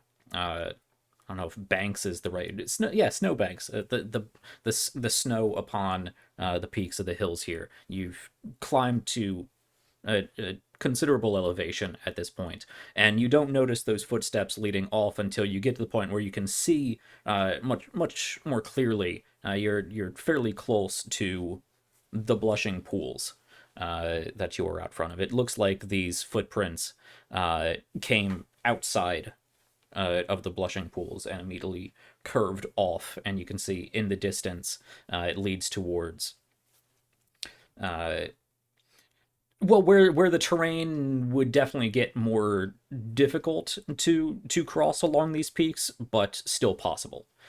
Whereas further into town, these blushing pools, whatever it may be, are pretty well nestled in to the peaks up here, to where you see larger outcroppings of rocks and more dangerous terrain to have to worry about.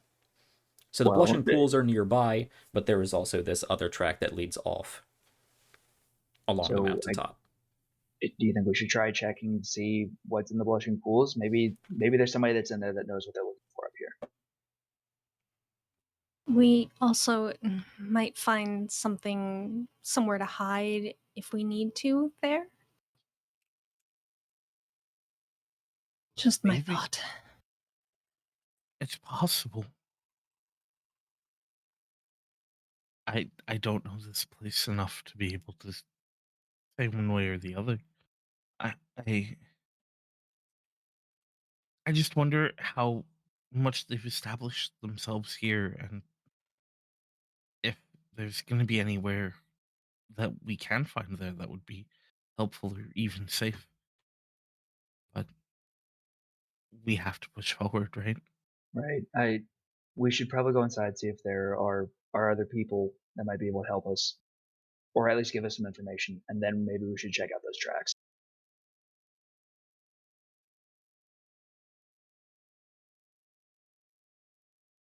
Seems a good idea.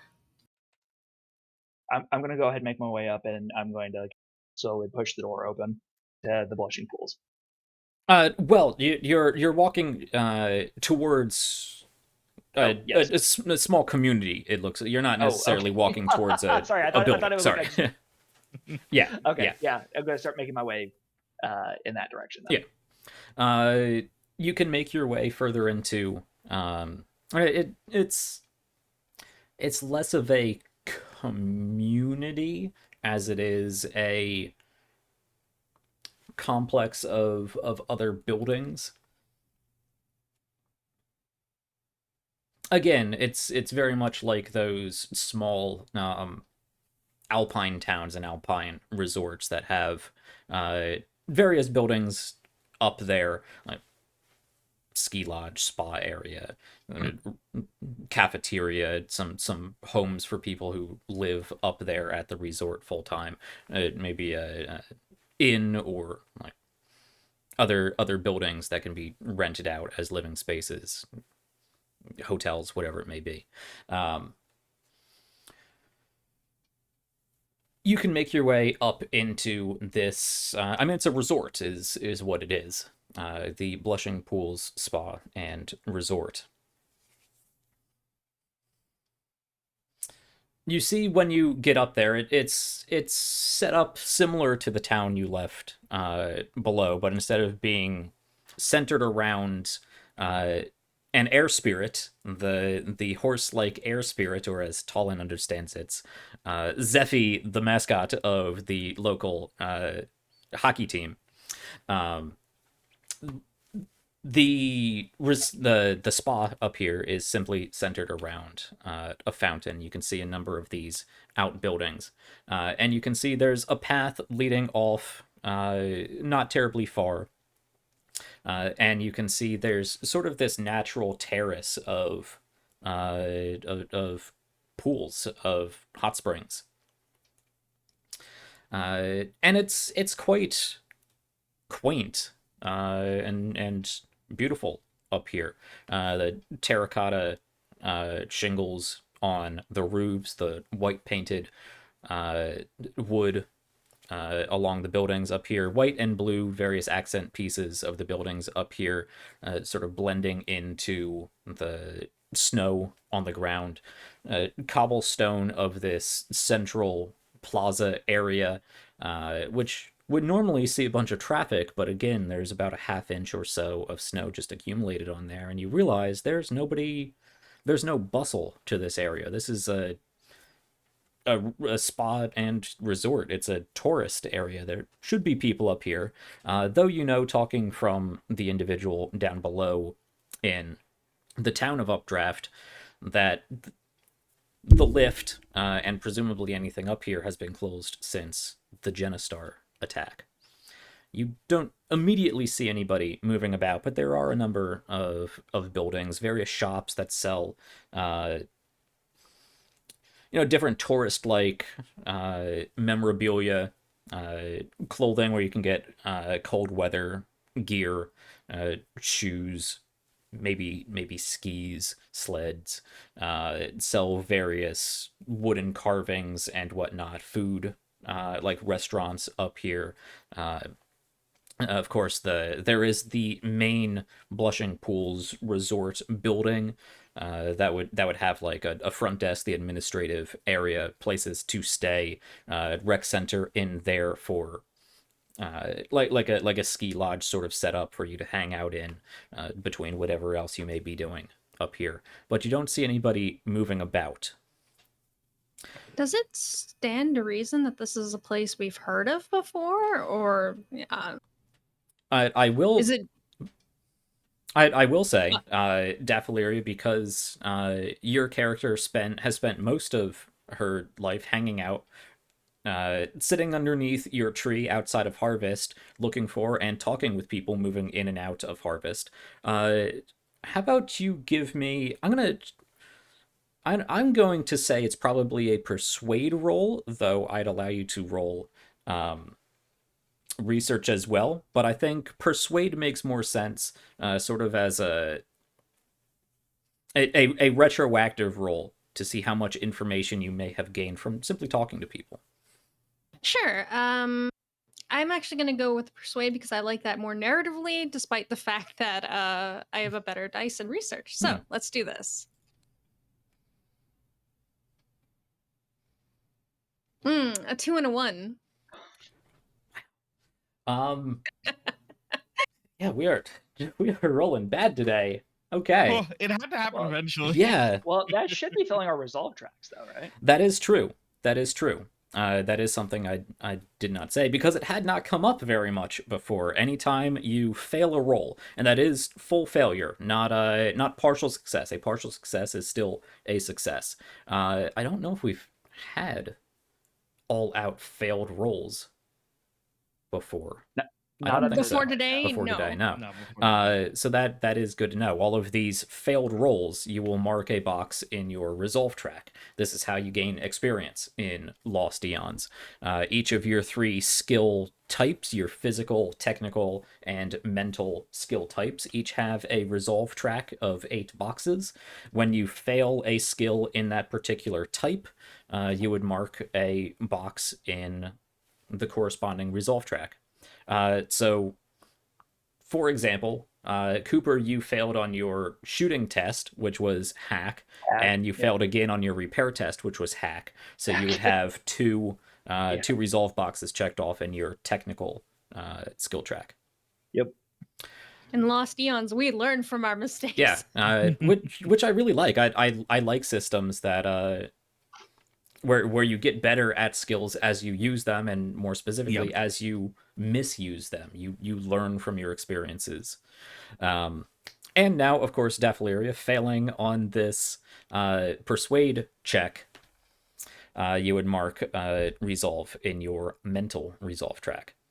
Now, failure accompanied by an additional 1 is a critical failure. So you didn't just fail, you critically failed. I believe that still only gives you a single point in resolve. But you do suffer 2 consequences, which is a good segue into another aspect of the rules and tools that I'm highlighting today, and that is the adventure clock.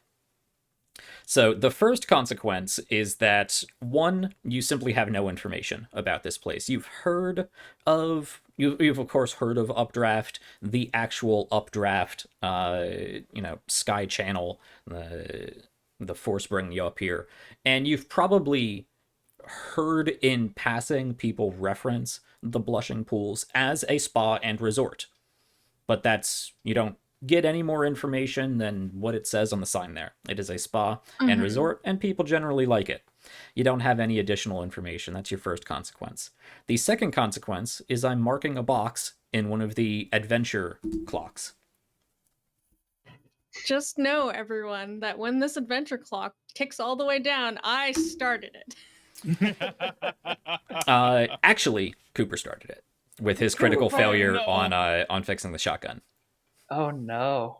Yeah. Well, the first failure was, well, you don't succeed in fixing the shotgun and you lose your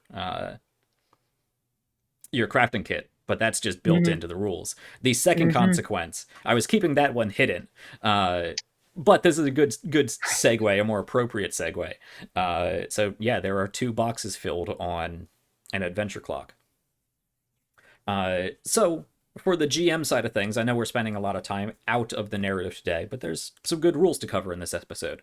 The adventure clock is a tool that the GM can use to track NPC and adversary objectives as they are being fulfilled. And that doesn't need to be necessarily a one-to-one correspondence of time.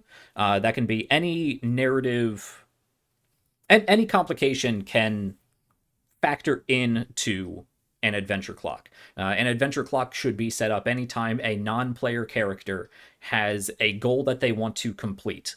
And that can take...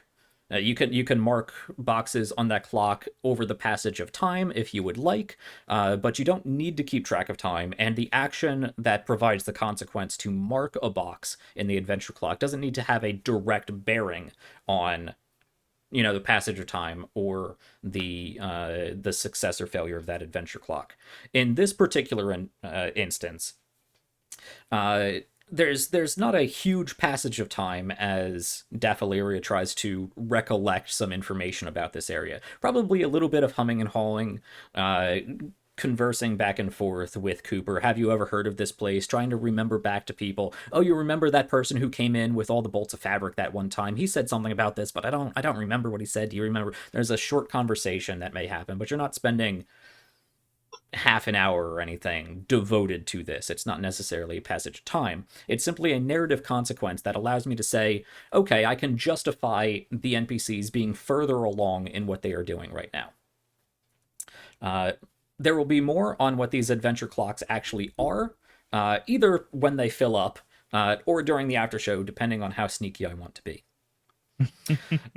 So there have been some failures, there have been some consequences that, instead of contributing to damage or other narrative aspects, I have taken those consequences and plugged them into an adventure clock. All right. But to jump us back down into the narrative, yeah, you guys spend a little bit of time talking back and forth. You don't have any new information about the Blushing Pools. And as the 2 of them are talking, Helen's just sort of taking in the space, and eventually they look over and they see, Cooper and Defleria just sort of in the midst of this conversation, trying to figure out what they know. And there's just a moment where he reaches up to the locket that he wears, and he's just gonna pop it open again just to make sure, um, because it had already been sort of flickering Yeah. before. Yeah, you look down and you see the image of Nathan? Mm-hmm. Nathan, holding your young daughter, and it flickers and goes And out after, and comes back on. Flickers. and he just snaps it shut. And it's not until after he closes it again that he takes again that breath that he didn't realize he was holding. And then he looks back over at them. Has almost kind of a bittersweet smile.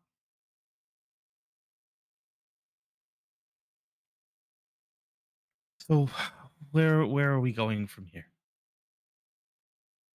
Well, this place appears to be a ghost town. Um, I'm actually rather uneasy being up here, if we're going to be honest. I I don't know where the people are. There should be people here. Everything points to the fact there should be people here. Well, I think I know who to blame for people not being here, but this might be a good place to hunker down and formulate a better plan. I don't know Well, what to expect from these GENESTAR nights. neither do I. And it they probably know that we're coming at this point. I mean, they sent knights after us already. So, Yeah. I mean, if we could maybe delay that, maybe they think that they got us. Maybe I don't know what they might have, but do we want to just try resting up here for maybe the remainder of the day, or should we just search around, try to find anything useful, and then immediately go after? It it might be a good idea to wait. I'm just spitballing. I'm just throwing out an idea here, but um, if we are absolutely walking to a situation where we are outnumbered, outgunned, out finessed, and have zero knowledge of what we're going into, if we just keep pushing forward, it's and assume that they know we're here, it's pretty easy for them to figure out when and where we're coming from.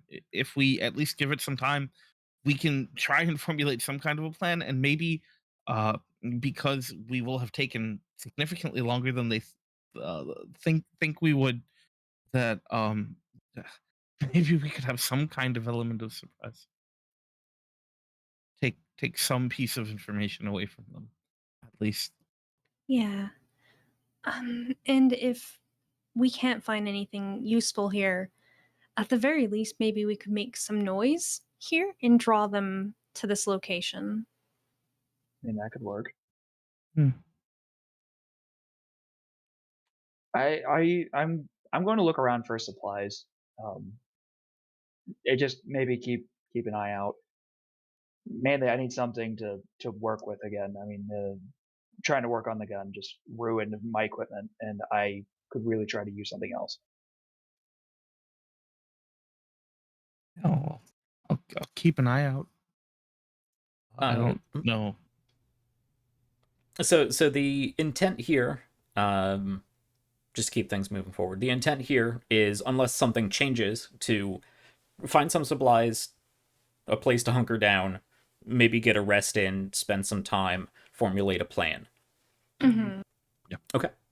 I think we're about 10 minutes early, but we usually go over, so I'm making up the difference. Let's take our break a little bit earlier today, because I think this is a good break point, and we can pick up afterwards, having spent some time in the Blushing Pools resort, and what has happened in the meantime, and where we are continuing. Okay. Yeah. A lot of rules discussion, rules and tools discussion, and demonstration so far, which takes out of the narrative, but it is a main feature of this demo play. So we had a good, if a lot briefer than I expected introduction to combat in this system. We've seen how magic works in combat and how potent it can be, and we've introduced aspects of failure, consequences, and now the adventuring clock. So a lot of great demonstration of some key rules and tools in Lost Eons. So let's take about 8 minutes or so to get up, stretch, go to the bathroom, get some food, whatever you need to do. Get up, get out of here, go do some things, but be sure to check on back right here. Get back in your seats in front of your screens, whatever they may be, for the second half of episode 3, because there's even more amazing stuff coming. I have a lot of stuff planned, and we are going to be working our way into the finale episode. So stick around. We will be right back.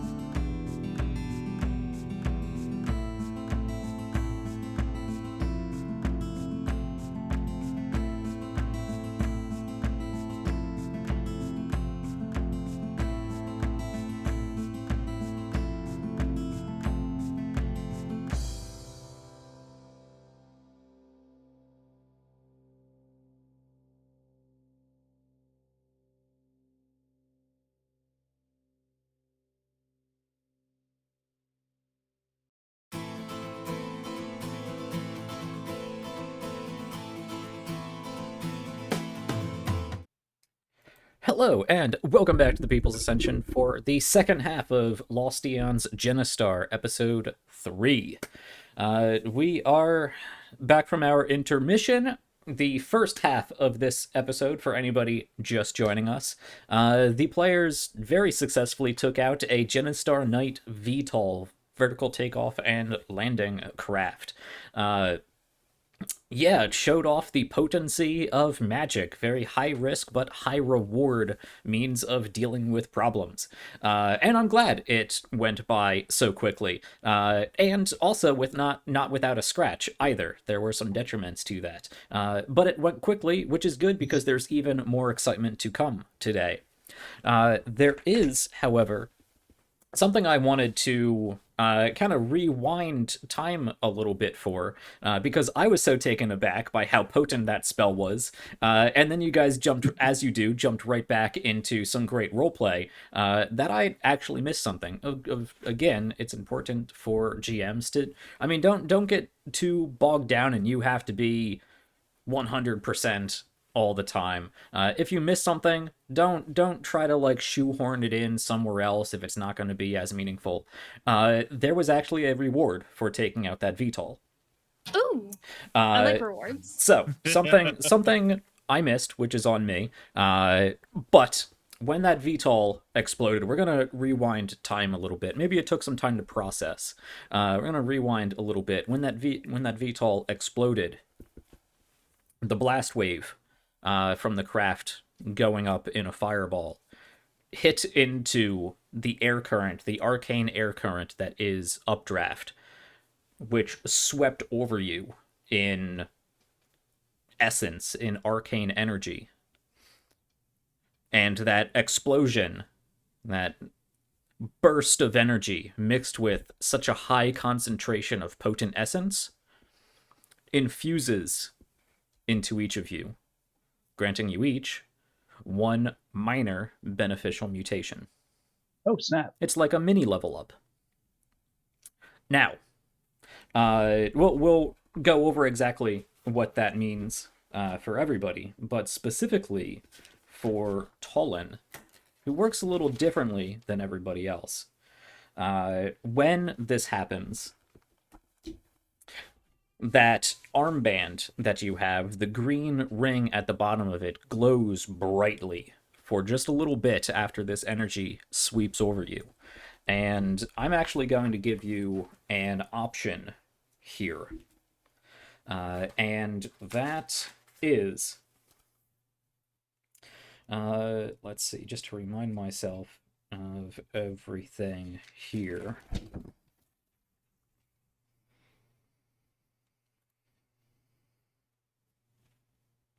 You can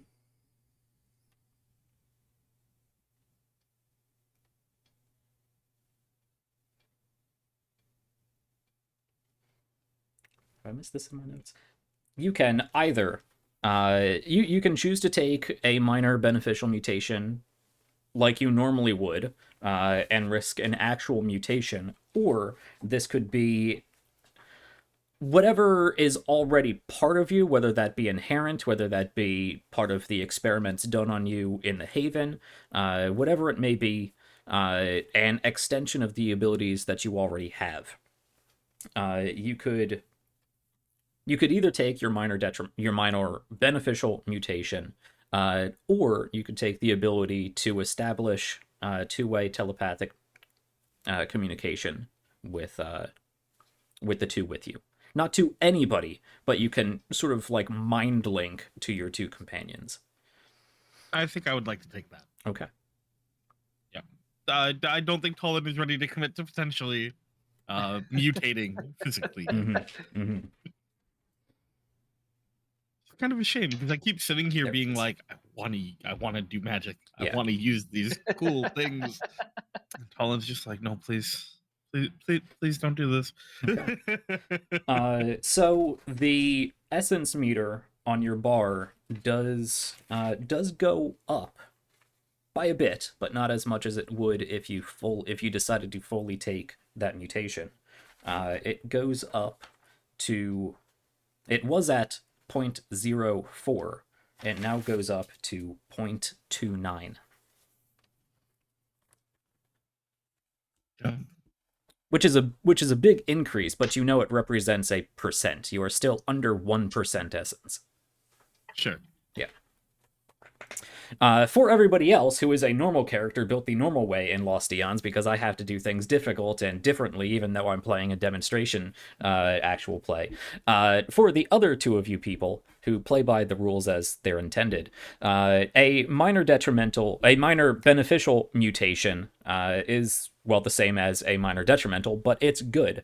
You can find the tables for that on page 20 of the player's guide for anybody following along. But basically what that means in narrative terms, there are places in the world that have especially high concentrations of essence that can give you either minor beneficial mutations or, in some like really big places, major beneficial mutations. This is a minor beneficial mutation. You would roll a d6 to determine what that benefit is. A 1 or 2 is a beneficial appearance change, something that doesn't necessarily have any mechanical benefits, doesn't increase stats or give you any extra numbers or anything, but may provide you additional uses or considerations in narrative or in conversation. A 3 and a 4 grant you a new trait, and a 5 and a 6 increment a skill die. So what did we get? Zoe, how about you go first? I rolled a 6, so my skills just keep getting better. Okay. Yeah, you can increase you can increment a skill die. You are already maxed out on channel, so what are you going to throw that into? Oh, goodness. I will take note of that to upgrade your character sheet. Maybe... Gosh. Like, all of my skills are pretty good. Maybe into muscle. Maybe I'll be the strong one now. All right. Step aside, everyone. Okay. I see muscle you still have at the base D4. You want to increment that to a D6. Yes. Okay. I'll just give her the shotgun and she can club people to death with it. Yeah. Okay. Now what does that increase of muscle manifest as? What does that look like? That doesn't need one of the options for this role is, of course, appearance, which is something major, something easily recognizable, like your fuzzy body tentacles is a major appearance change. But every upgrade, every upgrade, whether it be beneficial or detrimental, is a mutation of some sort. It can be something easily apparent, or it could just be you mutated to have denser muscles. Is there any outward appearance? I have so many thoughts on this so far. My first kind of thought is maybe she's a little taller. Like, that's something that's imperceptible to most people, but maybe one day it's just kind of like, are you taller? Kind of like, oh, I was going to bring up a Lord of the Rings reference, but Lord of the Rings. I immediately go to Star Trek. The two hobbits, Merry and Pippin, I think, were the ones that found treant water and started drinking it, and it made them grow. And there's like, are you taller? And they were henceforth known as the two hobbits. Tangent. That's an option. Denser muscles I like. Also, maybe the fuzzy body tentacles are longer now. Yeah, I kind of like the idea that very, very imperceptibly, in this flash of like the explosion, the wind sweeping past you, this blowback of essence, everyone's kind of disoriented for a little bit, so nobody immediately picks it up. But yeah, Daffaliria probably grew a few good centimeters there. Nice. Put on a little bit more bulk. All right, very good. Cooper, what change do we have with you? So Cooper gets a new trait, and I rolled for that, and I can change my appearance tonight. Okay. Nice. So I don't think that we'll see that one play out right away, but I figure that if we take the time to rest and in this resort area, I think that the following day there are going to be some changes to Cooper's overall appearance, and when we get there, I will be more than happy to describe what those are. All right. Yeah, so this is the morph trait. Now you can change your physical appearance overnight. Okay. Yeah, the list of traits for anybody following along is on page 25 of the player's guide. Yeah, not something immediately recognizable, but next morning you might look a little different. Okay. And of course, Tallinn now has a little bit more telepathic ability. Okay, let's jump forward into time once more. My apologies for going a little out of order there. We find ourselves back in the Blushing Pools. Now, as I recall, your intent was to basically hunker down. Did you want to like spend the night here, or just like take an hour or so? Well, I know initially Cooper had suggested like spending out the day here, right? Yeah. It's getting into the evening at this point. Yeah. Yeah, I mean, going under the cover of darkness is probably honestly, actually, probably a bad idea, considering the tech they have access to. And Leave us walking in more blind dangerous than snowy them. mountain conditions with little or no Yeah. light. Yep. Well, should we set out first thing in the morning then? That sounds like a good idea to me. Yeah, I think so too. Okay. So I can to keep us on pace, I can narrate a little bit if we are spending the night. So you take some time, you move about the Blushing Pools, this spa and resort. For a while, you don't notice anybody about. You go into various buildings and you don't see anybody. In doing so, you find some things to eat. Cooper, you can go to a number of these different stores and workshops around here and kind of piecemeal a la carte take supplies back for your crafting kit. So you get a crafting kit use again.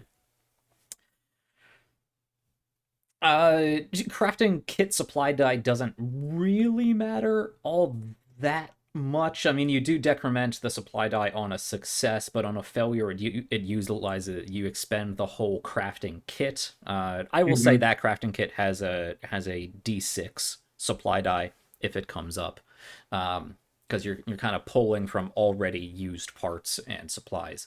So you get crafting supplies, you get food for the evening, replenish your food and water.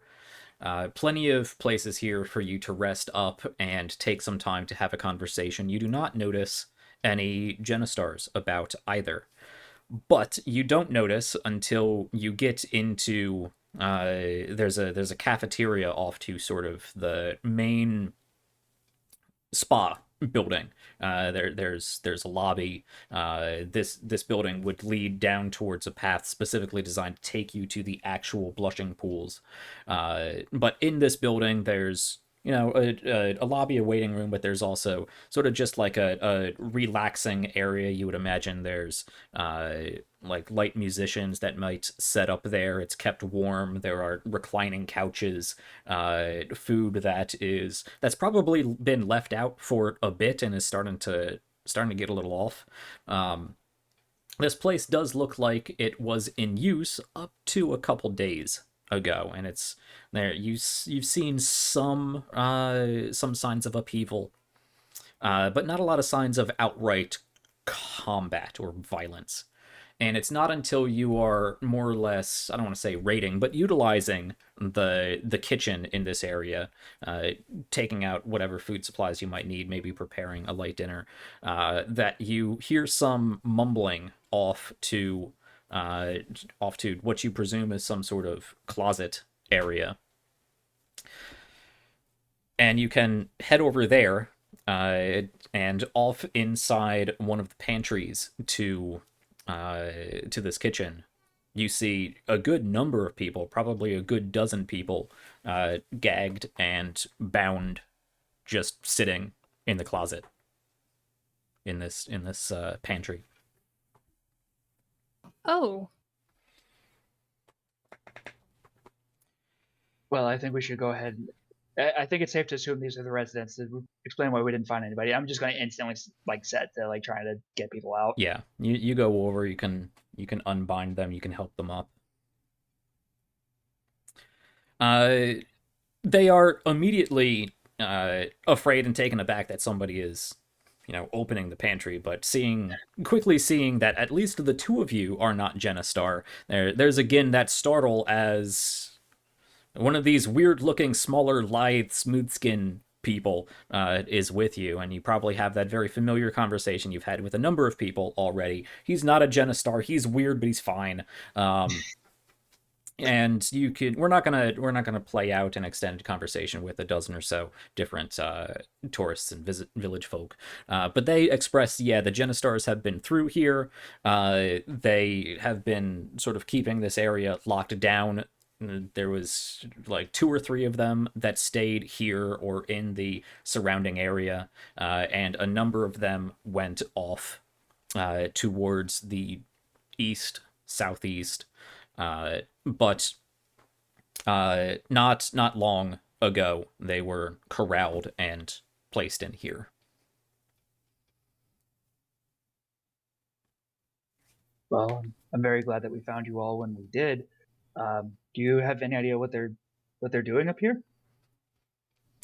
One of the individuals, probably a woman in her late 20s, early 30s, identifies as being the current administrator of the Blushing Pools here. Speaks up as people disperse back to where they were. A number of them just staying in that sort of common rec area, just to have people around them.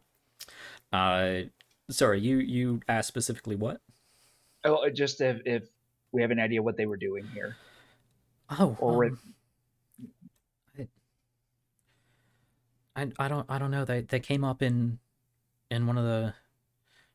No, they didn't. They came up in this large metal bird thing, and we noticed the buzzing and went to take a look, and not long after that, the GENESTARs. She sort of side eyes Tallinn. There was something up here they wanted, but it wasn't here. They told us to stay here and not cause trouble, and they'd leave us alone. And then they went off. was it just the one machine? I think so. I didn't make it all the way down to the cars, the updraft. There was someone there tending that. I haven't seen him since that happened. Okay. Well, my sister destroyed the machine at least, and Okay. I'm going to look at Tullen, and they helped. They fought against them. Oh. So Okay.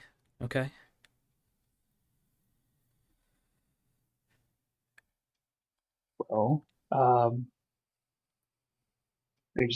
glad that we found you. I'm glad that you're all okay. We passed through a few areas, and they've been much less kind to others like us. They seem to have some very odd notions in their head about people. Right. They looked different, and yeah, they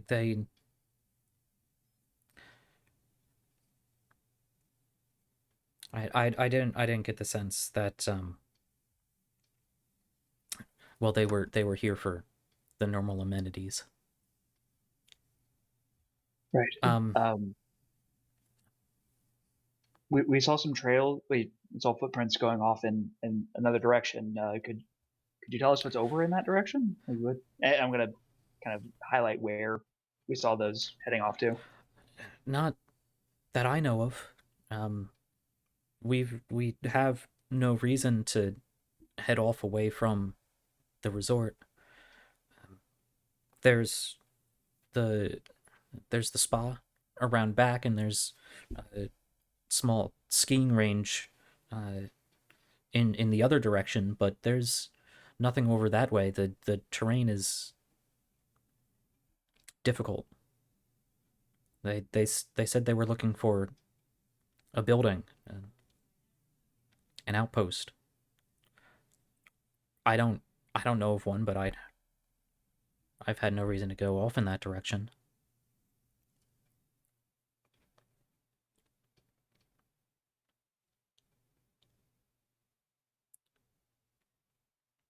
I am here for this, correct? Yeah, you're all around. Yeah.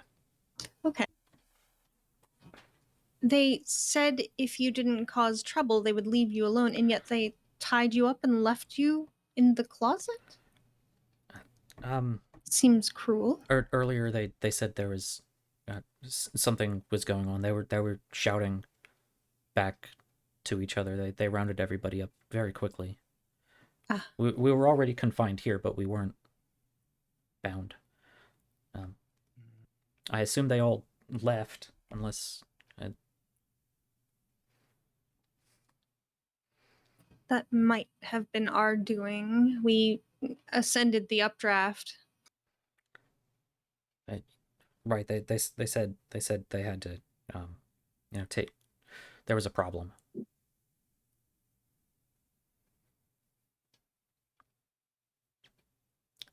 But that was just the few that were here. Most of them went off. There's probably good, half dozen of them that left. Okay, so we are going to need to, if we're looking for this outpost, we're going to need to try to be sneaky then. Yeah.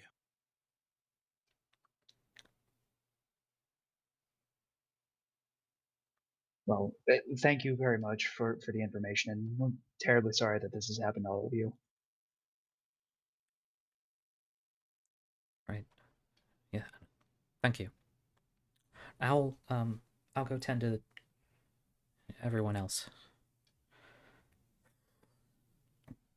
She tries to straighten herself. She has a bit more. She has that. Again, everything is very, like, clothing is very natural, plant based, and like wools and stuff, not super sophisticated or synthetic. But she straightens herself from being mussed up a bit. You can see, much like some of the individuals down in Updraft, she has this sort of she has some feathering along the contours of her face, along her lower arms and whatnot. Very tall, lithe individual. Makes her way away from you, and kind of, there's still a level of shock even in her and amongst everybody else who is here, and she starts trying to tend to people.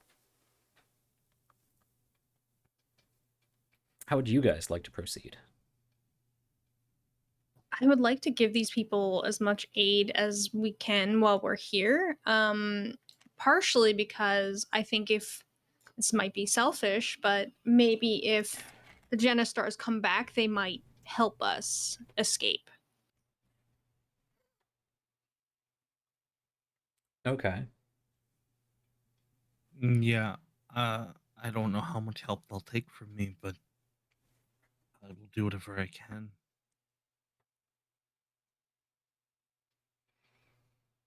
And quite frankly, I need a little bit of time to myself. I need to get some potions ready. I need to try making myself at least somewhat more useful. Makes me sad every time you say that, brother. Well, I at the moment, ever since we've gotten here, I've been struggling. I think that just the nerves are getting to me. These nights scare me more than anything, especially with what we're seeing with their use of old world technology. It's unlike anything that we've seen among our people. They scare me as well, so I understand.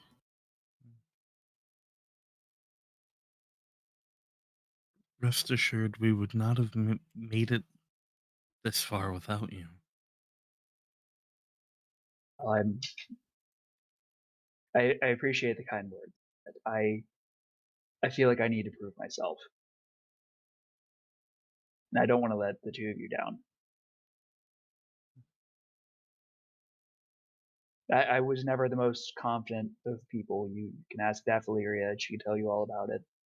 And just with how this past day has gone, I feel like I'm letting the two of you down. So I don't want to be that kind of burden on you. You will have plenty of opportunities to prove to yourself what I think the two of us already know. Well, I hope I can see myself the way that you see me. But I would just like some time to myself this evening, if this is where we're going to stay before we go out again. Yeah. And and I'll give both of you just a really big, and then I'm gonna go and start trying to work on doing some potion crafting. Bit of personal time is not a bad idea. Yeah, some time to decompress. And it seems like this would be the place to do it. Being a It's resort. spa. That's, yeah. Just get my cucumber slices over the edge real quick. It's too bad there's no cucumbers here. Before anyone even says anything, Talon looks over and goes, it was a vegetable.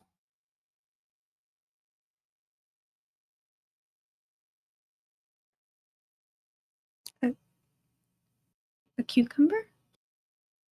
Yeah, it was a whole thing. It We have seems those. silly now. They grow to be like 6 feet long. They're bright orange. Well, that is a pretty far cry from what they were back in my time, but They're not exactly very palatable either on account of all the hair you have to shave off. I don't think I will ever get used to any of this. Why do I feel like Daphleria's mission is just to like break Talon as much as possible? Wait, It might be. do you have pickles? Yes, but we don't make them from cucumbers.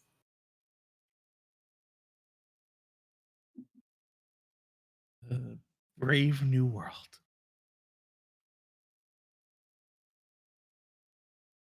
I don't even want to know what you make them from. I'm good. I'm good.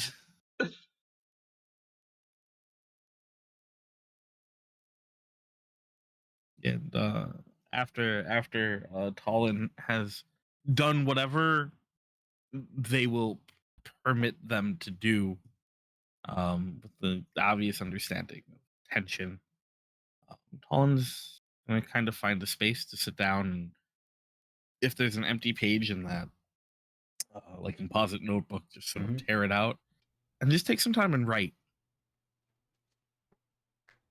Okay. What are you writing? A note. Okay. We can hold on to that for later. I think that's probably best. As far as helping the people of the resort here, there's not much that they need, really. None of them are particularly injured. There's some bruises here or there. And there hasn't been that much destroyed. It doesn't look like the taking of this area was nearly as violent as the taking of Harvest. Like that, you can help straighten some things that had been knocked over, get some of that, some of the food and whatnot that has gone off in the sort of rest area cleaned up. Just a little bit of cleaning and a lot of just like calming people, talking people down, which is probably not something that Talon's going to be able to do, looking so much like the people who did this. But you have most of this time to yourself to, well, take some time to yourself and decompress, do whatever you need to do to supply yourself moving forward. But notably to, well, formulate what it is you're going to be doing. So let's jump ahead a few hours into the evening at this point. You've had some time to take some time to yourself and to comfort some of the village, the people of the spa here. Talon, you can write your letter and just sit, maybe have some more of that nice 180 proof moonshine. Just try Happy to to share that, by the way. trying to keep some level of sanity to yourself. Cooper, you can make some potions and more or less do the same thing. Okay. Daffleria, you can tend to people and however you would tend to yourself. And we can roll for potions and determining that. You can actually take another rest as well, but we're gonna have a long rest either way, and you always get at least 1 point of healing, 1 point of resolve back anyway, which is gonna top you off, I believe. Yeah. I'm going to try making 2 potions real quick. So let's just see if the first one doesn't consume my entire kit. Okay. Yeah. Okay. Okay. Well, that is 2 4s, unfortunately. So that I'm only going to get the 1 potion. I think it's going to work, Right. but I think that is going to get rid of my crafting kit. Yes, so crafting, for anybody following along, is on page 26 of the player's guide. When you roll a consequence, a partial success, the potion does work as intended, but the kit is used up. Okay. So I'm going to actually make this another one of my double potion specialties. So Okay. this is going to have aspects of smoke and thunder in it. Okay. Very cool. Smoke and thunder. Do you have written down what I see? A 4 of spades. And thunder is the 2 of spades, right? There it is. Okay. Smoke and thunder. What would you like that to do? So what I'm thinking that it's going to do is that it's going to almost be the idea with this one is that you're going to shake it violently and then you're going to basically throw it like a spell grenade, which I think we established that we would be able to do. And the idea is that it like when it first cracks, it's going to let out just like this really like big concussive wave, and then it's going to instantly kind of like start belching like smoke. So think basically like a big smoke grenade that's able to kind of like drive instantly back, and then that's when the smoke uh, unleashes. Okay. So you want it to be kind of like a combination smoke grenade flashbang. Kind So of, it yeah. disorients and blinds them, or do you actually want it to have some sort of Concussive. pushback knockdown effect? It's more like a pushback than anything. Okay. It's going to like let out like this like really big loud kaboom that then like kind of unleashes like a wave just to shove people back from the immediate area, and then that's when smoke starts just billowing out. Okay. Okay. It's going to be big, loud, and scary, but not particularly like damaging unless it could hit something vital. Okay. So I will mark down those aspects. It is a 2 aspect power spell. And I think it will come down to the application in which you use it in. Mm-hmm. Okay. Yes, unfortunately that does use up the crafting kit in order to do so. Yep. I was already on limited supplies with this one anyways. It totally makes sense. Yeah. Yeah. We'll see if we can get you another one at some point anyway. Hey, we have 2 potions now though. Yeah. True. 2 good ones. And remind me what your other one was. That is the flash repeat potion. Yes, flash the strobe blades. Disco, yeah. Yes, the disco potion. Yeah. You drink it, you feel the urge to dance. Yeah. Okay. Very good.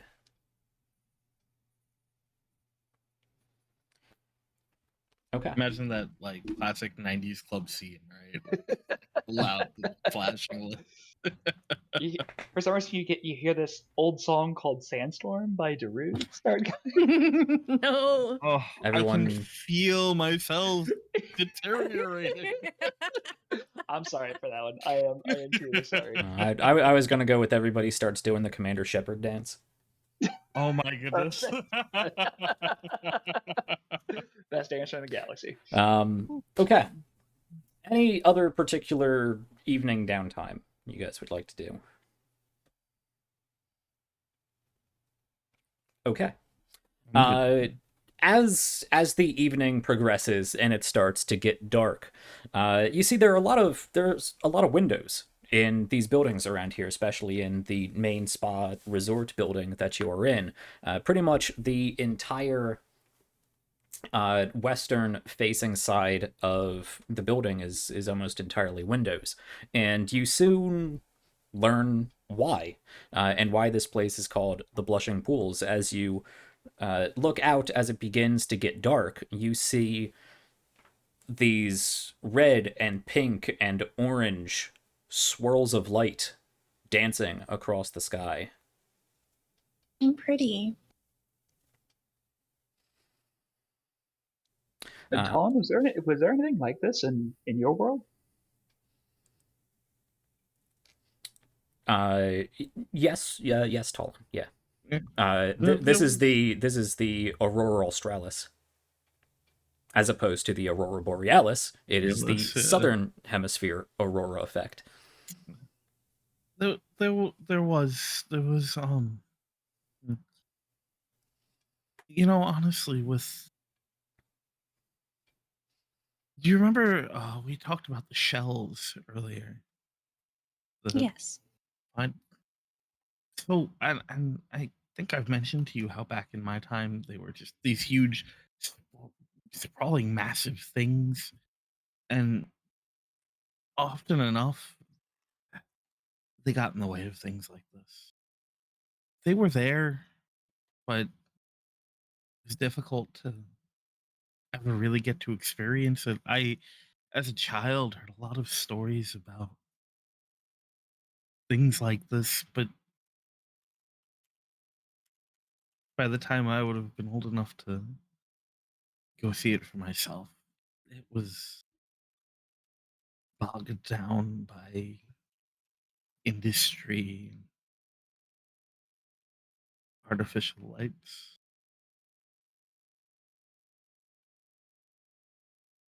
There's just getting to see this world and the way that there's a beauty to the natural order of it. We had forgotten or ignored, maybe. I'm just going to give Dylan like just this really big grin. Well, our father said that sometimes it's better late than never. I suppose he said maybe it's been several thousand years, but it's better several thousand years late than never getting to see it in its true state, right? Yeah. Yeah, it's definitely something.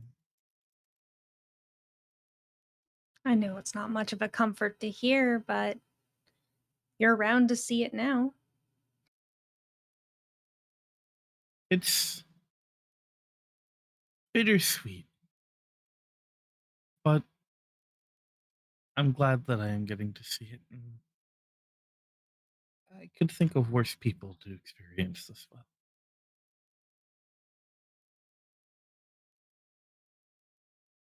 Well, I need to get a few hours of rest after we took down that machine. I not feeling overly the best, and I would like to rest.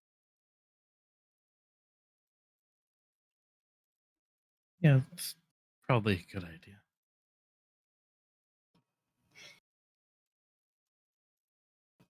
Based on our situation and how close the enemy is, though, I say that loosely, perhaps I could watch for a bit and let anyone know if they show up.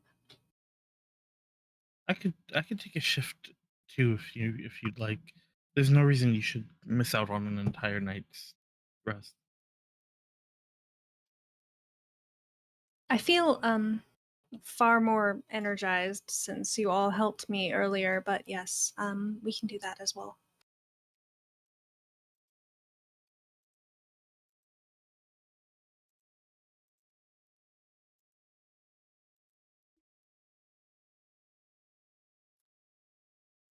So the plan is to rest up in the evening, rest up tonight, and head out in the morning? Mm-hmm. Okay.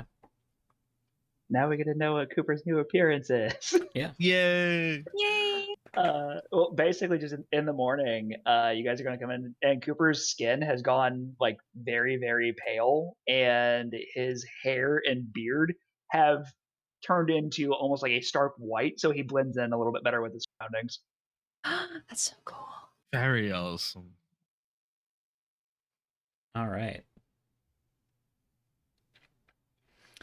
Yes, the night goes by. There is no. You are not disturbed really in any means. I will say, for the sake of transparency and because this is a demo play, you are choosing to take extra time readying yourself, which means the adventure clock is going to tick. Mm-hmm.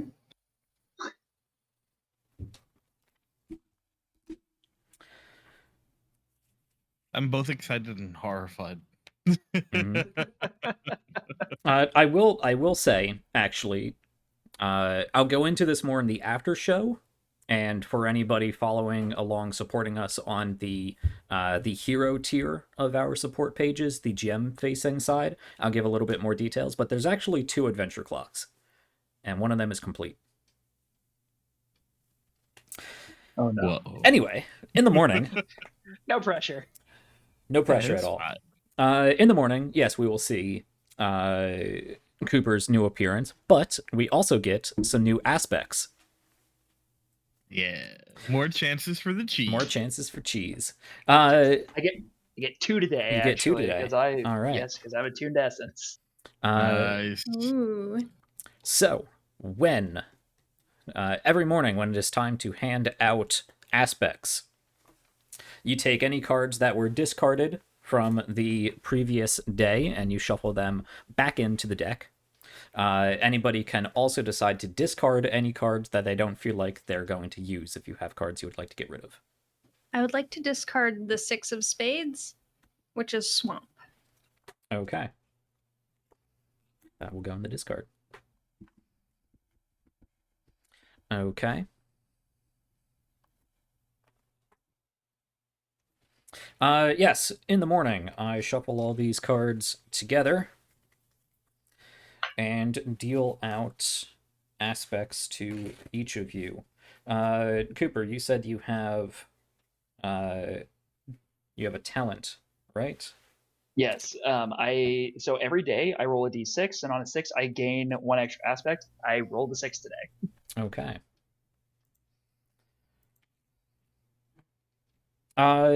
Is that a talent or is that a trait? That's a trait. Oh, that's one of my traits. That's one of your traits. Yes. Yeah. Yes. Yeah. Okay. So you're going to get 2. Daffaleria, you're going to get 2, correct? Yep. And Tollin gets 1. Okay. Daffaleria, our spellcaster, you are going to get the Jack of Clubs. Is that it? That's egg again. Damn. Egg every time. Every Got time my hopes egg. up. You also That egg get. will not go away. It won't. The 9 of Clubs, which is Flash. No, that's the 9 of Spades. The 9 of Spades, which is Flash. Because I was going to say, I have the 9 of clubs. Yeah. Oh, it's time for flash egg. Flash egg. What would that even be? My God. Okay. Cooper, you are going to get the 7 of Hearts, which is Fuse. Okay. Come on, cheese. No. The Mm. ace of hearts, which is savage. I already have Savage. As I thought I did. I had it written down, but maybe I'm just misremembering that then. That's fine. Okay. Yeah, I can make that work. Okay. And Tolan, your 1 is the Jack of Diamonds, which is Rush. Okay. Yeah, still no cheese.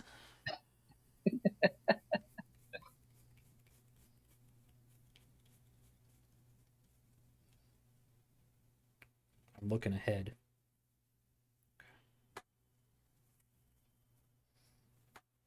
I might stack this at some point just to get cheese out there. We'll see. We'll see.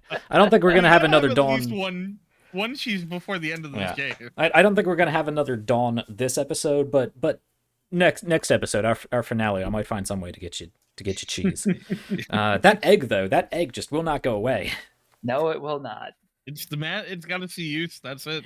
That's it. I know. I'm gonna use it. Well, Even if I have to take all of these aspects and put it in an egg as a bomb in the middle of Yep. your compound, that's how it's gonna go. Egg bomb. Perfect. Yep. Okay. We doled out some essence. Some aspects, I should say. Okay, so in the morning, you all awake, and I imagine Dathaleria is the first to interact with Cooper. You find Cooper probably just waking up. Skin has gone almost stark white pale, as well as his beard and hair. How do you react to this? Is Cooper still asleep at this point? Probably very groggily starting to wake up. Okay. Without question, I immediately take the back of my hand and press it up against your forehead and your cheek and try and detect your temperature to see if you've fallen ill. Because this is like, granted, mutations happen, but he's also very pale at this point, and I'm like, oh no, are you sick? Are you okay? But when he's kind of like, well, how do you react to this? It just typical grumpy morning self. Are you okay, Cooper? Yeah, feel fine. Why? Oh, you just look a little different this morning. If you're fine, then it's nothing to worry about. Let's go look down. Huh. That's new. Wait. Huh. Maybe it was just the blast of essence. I think I may have changed a little bit. It happens to the best of us. Yeah. Well, at least I'm not like the giant chameleons that are out in the forest. Fair. Meanwhile, listen. Talon's just like, So when Tolan comes around, they're like halfway through asking, hey, are you guys almost ready to? And immediately upon seeing this, Tolan sort of like stumbles backwards and is just like, but their mouth doesn't move. You hear it sort of echoing in your heads.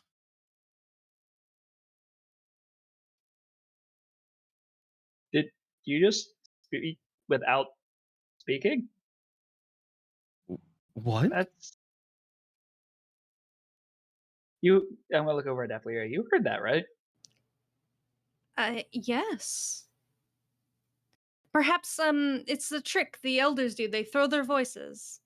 Oh yeah. Especially when they're doing the puppet shows. Yeah. Glad to see that survived. Some of the dummies are quite terrifying, actually. Oh, most Used to give me most nightmares are as a kid. always horrifying. Are you okay? Yeah, I'm fine.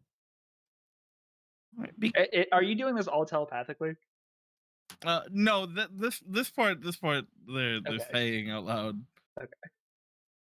Yeah, perfectly fine.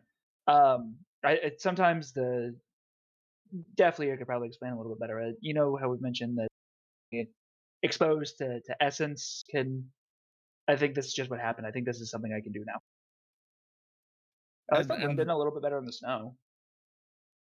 And then again, without speaking directly into the like your heads, Tolan's like, Oh, yeah. Guess that makes another last word sense. They say You know out you're loud. talking without moving your mouth, right? What? It's true.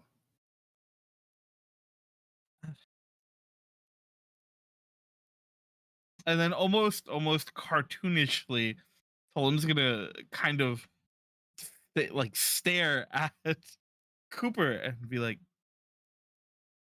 "Can you hear me right now?" Yeah, Is this this is broadcasted at all times to the both of us? Or is this just to Cooper at this moment? This would be the both. I don't think Tolan has the ability to control it well enough to. just very slow nod. Well, this could be useful. It's Can like you have one of those cell phones, but it's right in our heads. can I try thinking back? Like, without saying anything, without moving my lips, I think back to Talon and I just go, name a fruit. And Tolan immediately looks over at you and out loud, he goes, "What?" And I just think it again. Like, I'm trying to make sure it's that we can communicate this way. And if he's actually doing this. And then Tolan thinks back, "Apple." Well, that's incredible. Congratulations on being able to talk through people's minds.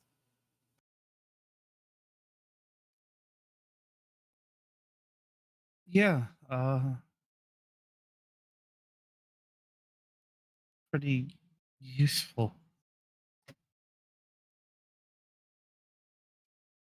Well, the thing is that with the way that our world works, you kind of have to adapt to it and just be kind of used to weird, slightly different changes. So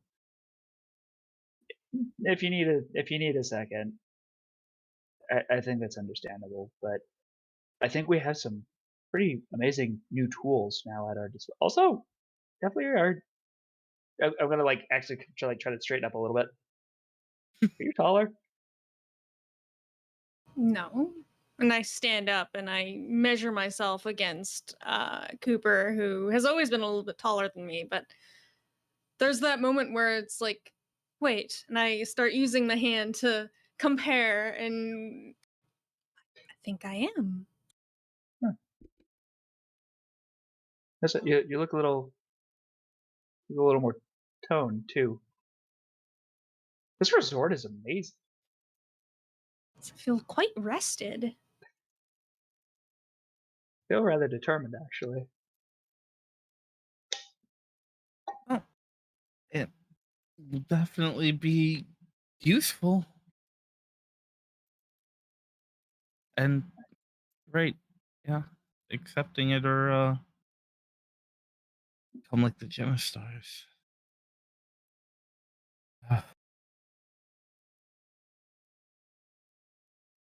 Yeah, let's make the most of this. Okay. So you can take some time in the morning. You can gather. They'll asking about these people.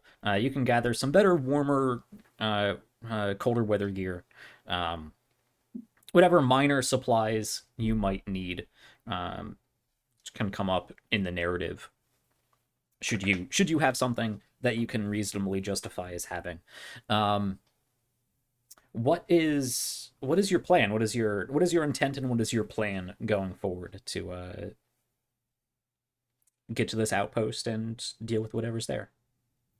Just do you guys just want to head out and follow those tracks? I think that seems to be the most straightforward approach. Mm-hmm. Can we There's no kind of skirt around it though? Like, not take the direct route? Perhaps the people in the town would know of a way to get there without being so obvious.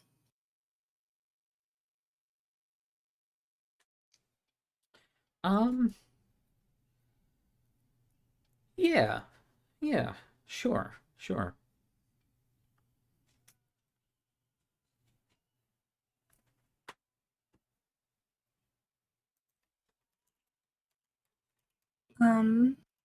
Perhaps then, if that's an idea, I'm going to approach one of the townspeople and say, "Can you tell me where the GENESTARs come from? How we get there safely without them noticing?"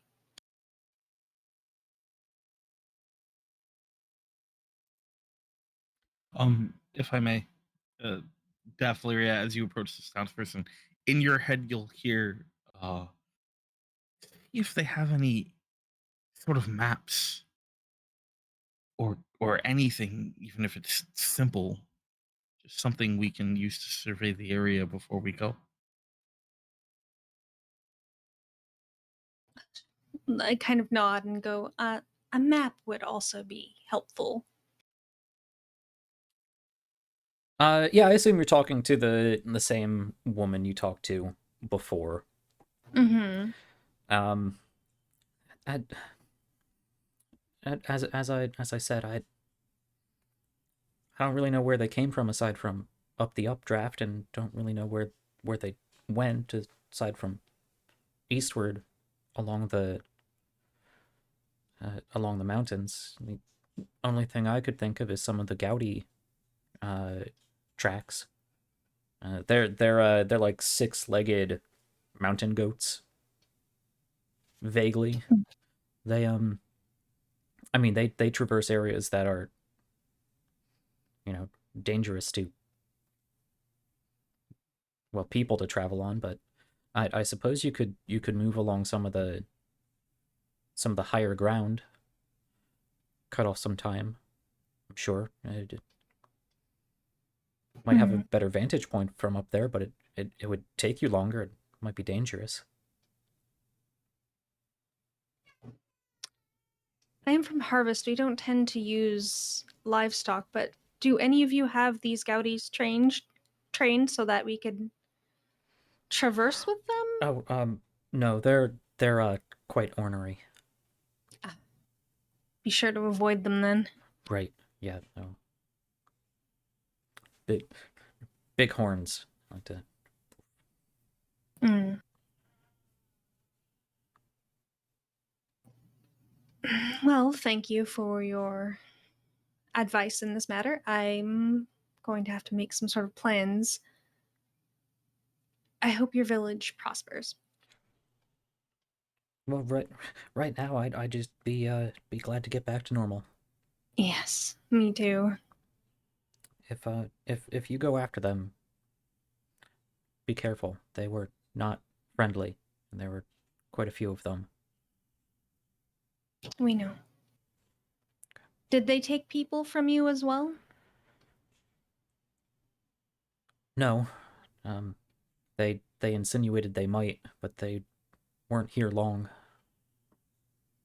Like I said, most of them left. They only left the three that were here. Okay. Well, thank you so much. And I'll kind of bow my head to her and ask her if she needs anything else. Any way we can help them further. No, just encourage them not to come back. We don't tend to turn people away here, but we don't like them. Sometimes you have to make an exception. Yeah. Perhaps, I'll be honest, I'm kind of going there to help the people of theirs that may not want to live as they are any longer. So I might be coming back with some of them. Hopefully, in time, things will change. Okay. Well, good luck. Thank you.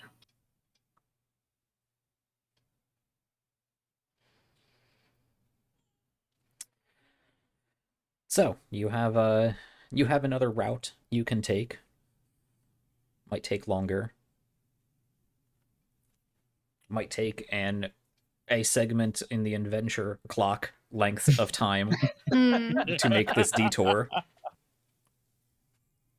Might be a little bit more dangerous. We'll see.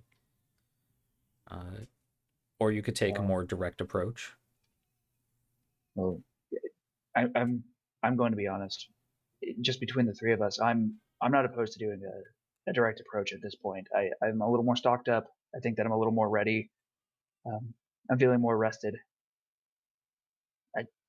And I think that we were resting up was a good idea, but I think that we are taking a good amount of time already, and I don't know what might be happening to Lily, assuming she's even up here. I too feel as though the direct approach may not be the worst decision. I am prepared as well.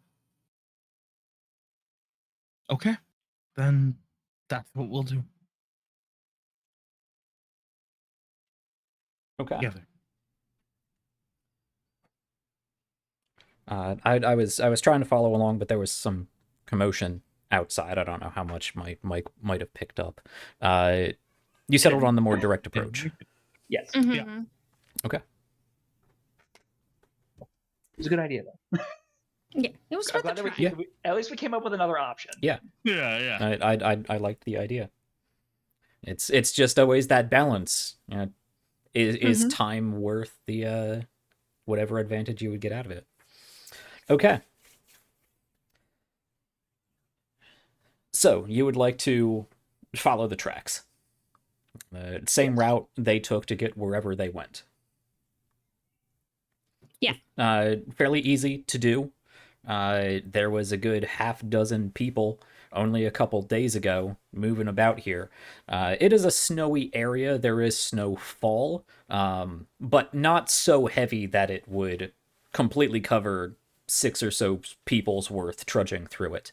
You can find the indents. You might not see, clear cut boot prints, but you can clearly see where a significant portion of snow had been pushed aside from multiple people trotting through the same area. I'm not going to worry about any sort of tracking check because, again, it's quite evident, and there's really no narrative purpose to failure. So you guys can track along this route fairly easily.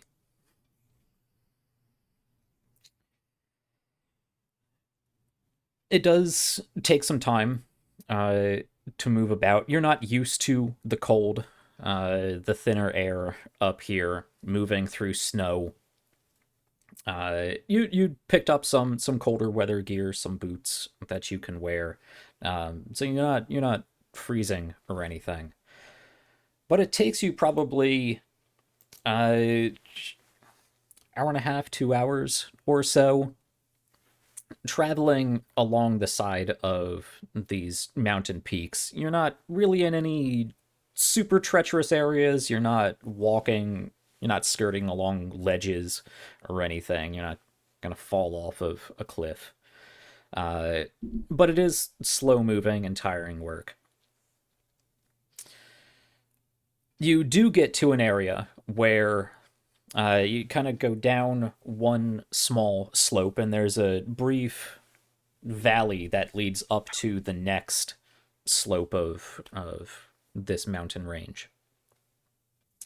And you can see there's a number of big red flowers that are sticking out of the ground here, and you can see around the snow around the flowers. There seems to be a little indent in the snow around the flowers. They're this long, thick stalk that kind of breaks off into between 3 and 5 different large sort of red spade petaled flowers that kind of have a bunch of vines moving amongst the stems.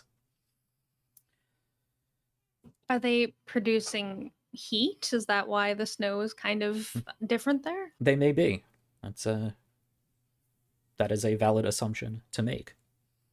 Well, in that case, can I go up to one and just kind of hold my hand out? Okay. I would like you to make me a reflex test. Well, Ooh, pretty flowers. good thing you put that Okay. point into might. You got this. somehow close my dice roller. Oh no, they're too strong. A 6 and a 2. Okay. A 6 is a success. And actually, this is a creature that was using some sort of ability. So the difficulty of this was actually 3 as opposed to a normal skill test, which would have that normal success metric: failure, partial, and full success. You can see this flower, the vine. As you approach, you bend down, put your hand near it to see if there is any warmth coming off of it, and the vines that make up this flower move between the petals, and you can see the whole flower kind of lurch a good like half foot towards you, and a number of these vines shoot out towards your hand, and you quickly pull back and take a few steps backwards. I immediately look to the others and go, let's not admire the flowers too much while we're up here. Duly noted. Nice to see that things still have to hunt, apparently. I'm glad that we evolved above that. You see one of the flowers further afield shake a bit and then start to lift up off the ground out of the snow a little bit. And then you realize these flowers are... It kind of lifts up out of the snow and begins to rise even more as you realize these flowers are wrapped around and indeed ingrained into the back of a fallen GENESTAR. And the GENESTAR stands, and this flower rights itself on the back, and a number of the flowers move forward and shake in your direction. I've played The Last of Us. This is terrifying. Yo, oh no, that's bad. I think we should probably try to run. Yeah. Yeah. I don't want to play with this. Okay, just keep an eye out for more of those plans. Yep. Instead of turning this into another combat, because we have less than an hour left, we're instead going to... I might even make this another adventure clock, getting through the flower field. Ooh. How would you guys like to proceed through the flower field? I mean, I'm gonna be honest. I kind of just want to try hauling ass. So we have to cut through it? Is that... Yes. It's not like a Sound of Music sprawling flower field. It's sporadic here and there, but it is this entire field. It would take a considerably longer amount of time to go around it. You could choose to do so. Again, it would probably take one adventure clock segment worth of time to move around this flower field safely, or you can try to bob and weave and juke through it, whether you are simply evading their attempts to grab you, or if you're using some other means to keep them at bay. Theoretically, if we had a fire source and some kind of really high-proof alcohol, could we try burning our way through these nightmare plants? Perhaps. I like your thoughts there. I mean, you could probably make one hell of a Molotov cocktail with what you have left in that, like, big jug of alcohol you have, but it would take a considerable amount of time and, Cooper working to make some sort of sustainable flamethrower like thing. No, not a flamethrower. Yeah, I'm talking like a Molotov. Yeah, I mean, again, that would only affect a small area just as much as the alcohol could splash. Sure. But it could take out a couple of them along the way. I will also say, in reminding me of fire, definitely when you did bend down to approach them, yes, they were very clearly giving off heat. That's not to say they're fire resistant or anything. They just naturally give off heat. Mm-hmm. Maybe I'll save that for now then. Okay. It could certainly be useful. But as we start, like, if we're going to try like running past them, when we get to the first one, I'm going to attempt to cast a spell. Oh yes. Oh boy. Yes. All right. I have Boar, so I'm just gonna like hold out a hand. I'm going to attempt to kind of like get the essence and just kind of like shove and like clear a path like for us through like a first group of them. So Right. we're gonna attempt a channel, and I Yep. know that I'm gonna have to pay for this one, but we're gonna see what happens. Yes. I think it'll be worth it. So when a non-spellcaster decides to cast a spell, things work a little bit differently. Of course, Defleria is a spellcaster. She took a major detrimental mutation at character creation to become a spellcaster and remove the minor detrimental spell cost it normally takes to cast a spell. Cooper doesn't have that, so you will take a minor detrimental mutation just for casting the spell, and then depending on what you roll on your channel, you may risk taking a second minor detrimental if you really fail the spell. Okay, so I'll go ahead and take that mutation first then, right? Yes. So go ahead and roll a d6. Okay, so that was a 3. Can I help on this and offer my soul die? Yes, you can. Okay. We will get to that. Okay, so you said you rolled a 3? I lose. I rolled a 3. I lose 1 trait. You lose 1 trait. You know what? I am going to lose my attuned to essence. Okay. So no more double aspects for me, unfortunately. Sadness. That's okay. All right, and then Defleria, you said that you're going to help me with the channel part of this. Mm-hmm. All right, so I get to roll 3d6 now. Yeah, I imagine what's happening is I see Cooper basically channeling essence, about to do this spell, and I'm just like, oh no. And I attempt to assist with whatever he's doing. Yep, Okay. just coaching me through it. Pushing essences away. Okay, so we get a 3, a 4, and a 6. Okay. Very good. Very good.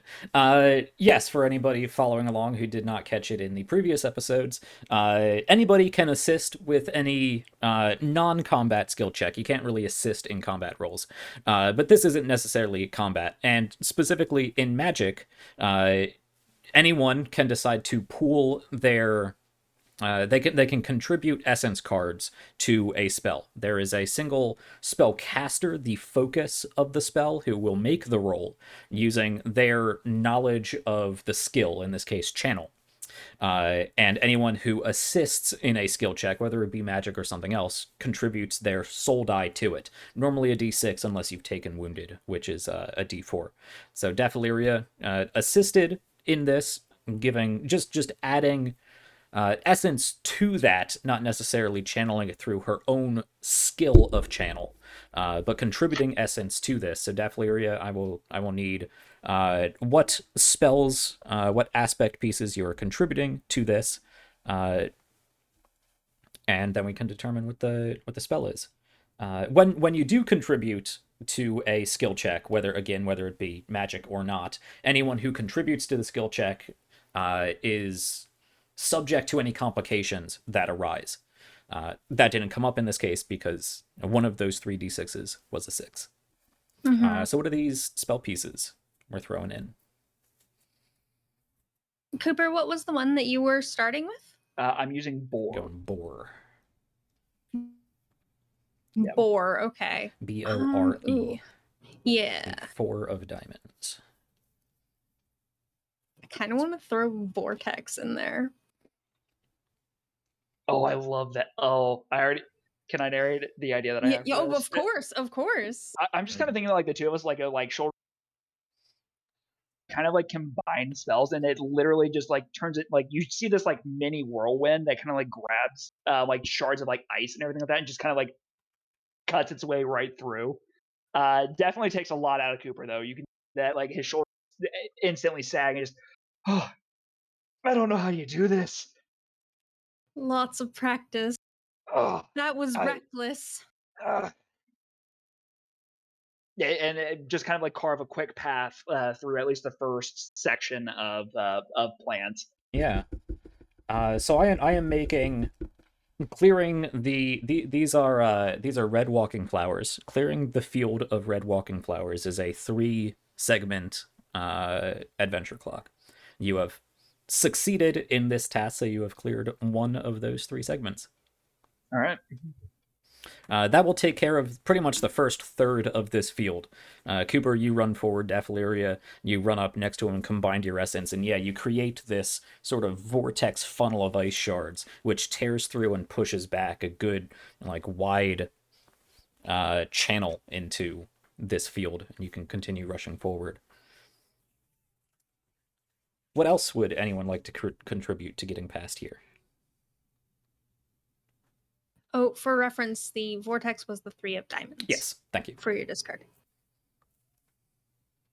Well, considering we still have 2 more to fill, I guess I will default back to my initial idea. So Tolin takes out the jug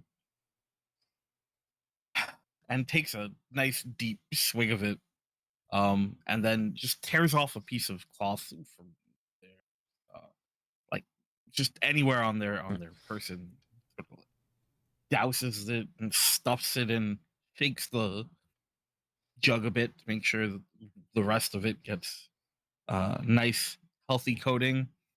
Do either of you have any fire? I need fire. I don't. I mean, we still have some. And I'm gonna like, we have the shells from the shotgun. Maybe we could just like hit that or something, make it work. That's all I've got. I might be able to assist with fire. Conceivably, could I use flash to kind of create a spark? I believe you have innate magic, right? Which is basically like prestidigitation. Prestidigitation. Oh, yes. You I can would make like to it say, yeah. if you want to just like make, like, it wouldn't be sustain fire, it wouldn't be a torch, but if you just want to like make a spark, you can just do Sure. that with innate fire, innate magic. Yeah. Yeah. Where do you need it? They just hold up the bottle, the cloth at the end of the bottle. Light the cloth. All right, and I'll Light the cloth and stand back. I'll make fire come from the palm of my hand and hold it underneath the cloth, and then, like, as soon as it lights, I jump back, as Talon suggests. I saw this in a movie once. And Talon just flings the jug. Okay. What's a movie? This sounds to me like a muscle test because you're trying to throw a big jug of alcohol and those things are heavy. No, that's fair. Unless you can bad. think of something I believe else you in would you. like to use. No, that makes perfect sense. That's kind of what I was going to suggest as well. This can't possibly end poorly. Oh, good.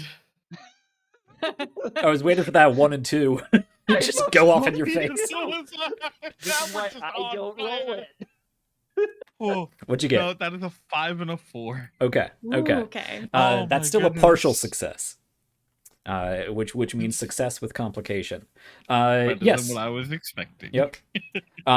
So just to clarify, the innate magic that allowed Daffleria to very quickly produce a small bout of flame was a talent that she chose at character creation as part of the first. I gave everyone a milestone at the beginning of the game just to show off a bit more of what the characters can do. That's why Cooper can make potions, why Daffleria has innate magic. So that is a talent that allowed her to do this. And Tolin, you are tossing this jug of alcohol, Molotov cocktail style. Okay, all right. Complication for this. Complication for this.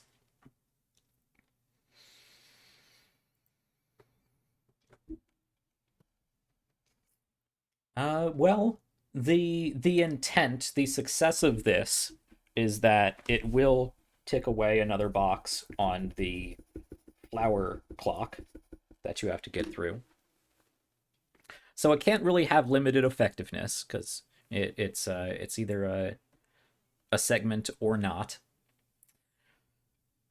I think what makes the most sense, it's always a fairly easy default to default back to taking harm.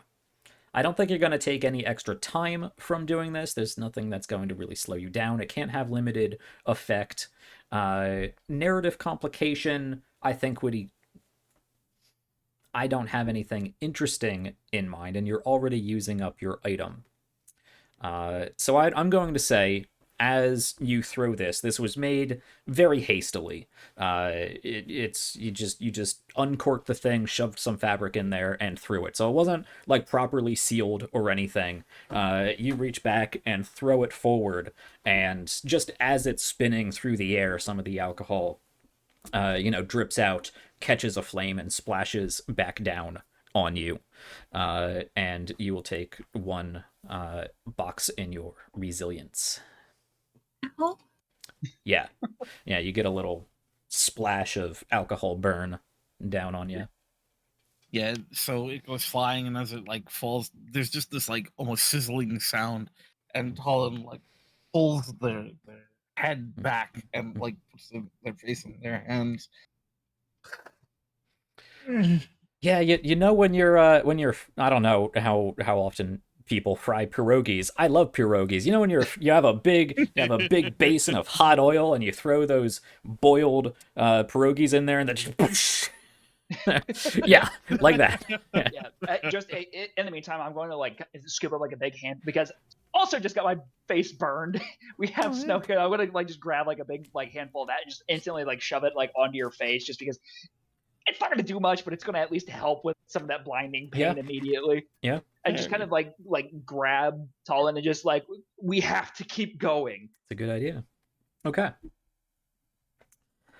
Yeah, and with their guidance, Talon will keep sort of stumbling forward. I would say another complication to this, and what I think I will use if we roll another complication, you only have 1 box to go through, is that the flowers actually get to make another one of their grab attacks. But I think damage from the flaming alcohol makes sense in this situation. You're throwing a distance. You weren't really like right next to any of these flowers. This is not combat, so it's more of a, if we're thinking in D&D terms, it's not really combat, it's more of one of those extended skill checks sort of situations. So let's have Daphiliria do something here. Okay, so here's my thought. And every time you say that, you have the most amazing stuff. This one is like really basic. These are carnivorous plants. I would like to use 1 aspect card, and that card being the Jack of Clubs, egg. Of course. And I'm gonna make. Is it just 1 egg? Because ideally what I want is several eggs to distract the plants with, and the plants can eat the nummy eggs.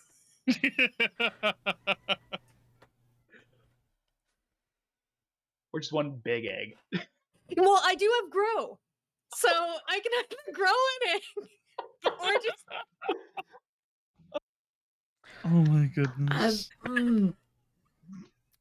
Just thinking from my own internal headcanon of what these plants are, they go after the warmth of prey. They feel the warmth of something and they go after it. I don't know how much warmth eggs produce, but like none. Yeah. I like the idea though. So how do we make this work? Because if you just like throw some eggs out into a field, I don't think that's gonna really do anything. Can I aim for their mouths? Yeah. I mean, they don't really have mouths. That's terrifying, though. I don't know what's worse, the fact they're trying to eat people without mouths, or their roots, their vines just kind of sink in, and they pull nutrients straight from their host. Is what is essentially what they're doing. I don't know that they're attracted to heat, so I got to bear that in mind. That is true. That is true. I kind of like, even if it doesn't work as planned, I kind of still want to stick to the leaving treats for them idea. Maybe just my body heat as I use essence to cast this is enough to leave that residual. But yeah, I think I want to try the egg plan and maybe help us through that way. Just a one aspect egg spell. Produce egg. Produce egg. The worst first level D&D spell. Produce egg. Juice egg. Flames okay. are so 3rd edition. Yeah. Well, since there's so many of them too, maybe I will do the grow egg combination and distract them. What if What you if? did the grow egg around us? It could be kind of like an egg-shaped barrier. Almost like the And I would big just hamster bubble ball that it. you would just exactly. So, yeah. Or we just smash them with a giant egg too. Birdo. We've spent too long deliberating this. Yeah, let's oh gosh, as we're running, yeah, I'm gonna grow egg right behind us and kind of hopefully like distract them. Okay. All right. This is what I Jack love of about clubs. keyword-based magic. That's the Jack of clubs and the Ace of spades. And the Ace of spades. Yes, you're throwing grow in there. Ace of spades. I found a use for egg though, and that's what really pleases me. Yes. That's the most important part. It's been thrown out so many times. It's been waiting for this. Finally getting its moment in the spotlight. I don't have the Ace of spades in here. The ace. Oh yeah, that's weird. Huh. Maybe I mixed up my my discard and my used pile? Maybe? I got it from someone. Huh. Not from me. I didn't have grow. Yeah, I think Yeah, Cooper I it gave to me. yeah, I gave you grow. Yeah. Okay. I thought that you had like dealt out another because it's like I think you had like just reshuffled things. Well, Oh yeah, because whatever it that's was. also how, because you thought you had Savage already, right? Yeah. And then you got Savage again. Yeah. So maybe that's what happened. Yeah, maybe, I must have maybe the missed cards up got mixed my up. my current aspects and discard pile. Oh well. Oops. We found a way to use egg though. Yeah. Maybe that's why egg keeps coming up, because I just keep putting it back. Oh, maybe. I just think Okay. that you're well, like, what are the silly spells that we can throw into this? okay, so you want to make a giant egg behind you. Mhm. Okay.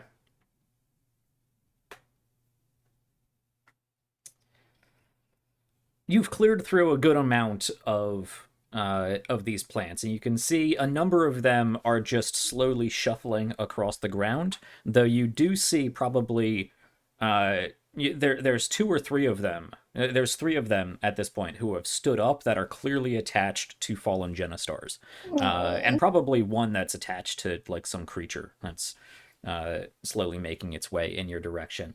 So there are a few of them up ahead of you, but the majority of them are to your sides and behind you, who are currently coming, trying to meet up with you, trying to overtake you. And you're starting to get to the point where they're starting to surround you, and as you move forward directly in the path where you were, where your heat has been, of course you guys don't know that they're attracted to heat, but you produce this spell, and there's a little egg on the ground that just and you get this like giant 6-foot egg behind you, and you see a number of the plants leap and start wrapping their vines around the egg, and you take that opportunity just to have everybody run forward and juke past a few of them, push out of the way.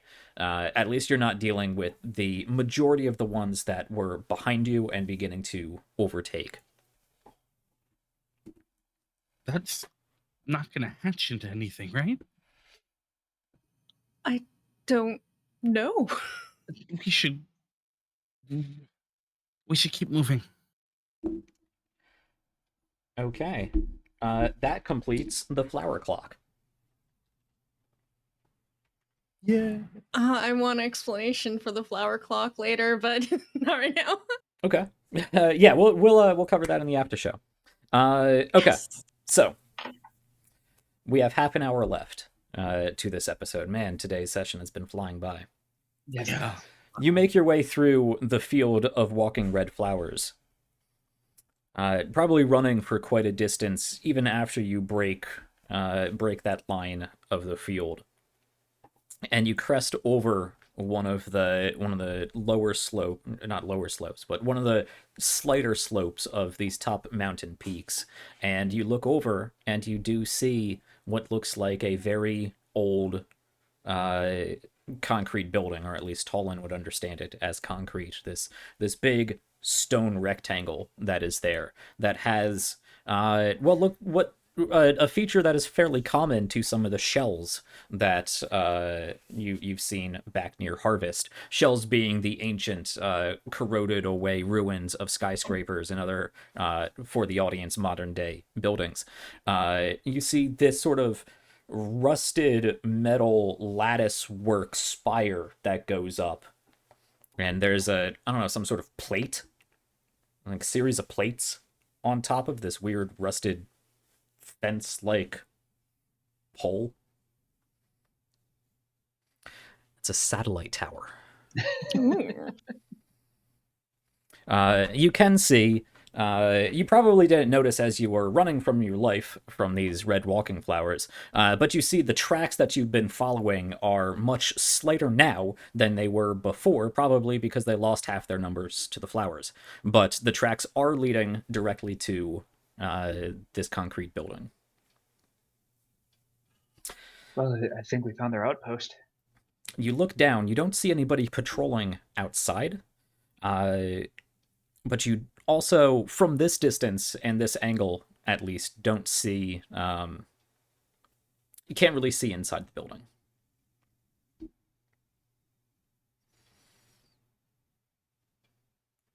And Colin just finally moves their hand away from their face, and there's a big, just red spot that sort of circles their left eye. Is that a satellite? What's a satellite? They point up to the aforementioned large, like plated disc on the top of the tower. It was used to to send out signals, like sort of how radios and cell phones worked to send messages or data. I can't. I want to say I can't imagine it would be s- still active, but I'm learning with the GENESTAR. We can't know for sure. I can't. I wouldn't have imagined it would be in any sort of recognizable condition after so long. But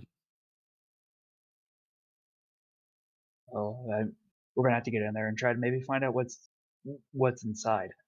You can see that I'm getting a little more excited. Like I haven't got to, even though this technology is terrifying, it's also intriguing. I have to know more.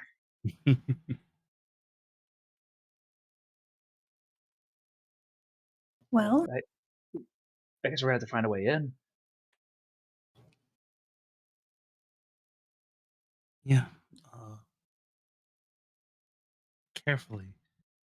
I think, and Tullen stops speaking and switches over to projecting thought. For now, we should probably stick to this, minimize the chance of being overheard. I'll just think back. That's a good point. yeah, it takes some doing because I'm not exactly used to speaking through my thoughts alone. But there's that struggle of like, don't think about, the flowers, don't think about this, don't think about that. Yes, I agree. We can stick to speaking this way. And having done this now twice before, Tullen is going to try to send out that sort of extra sensory ping. And I'd like to use Sense Life in the area, spending my rush aspect to do so. Okay.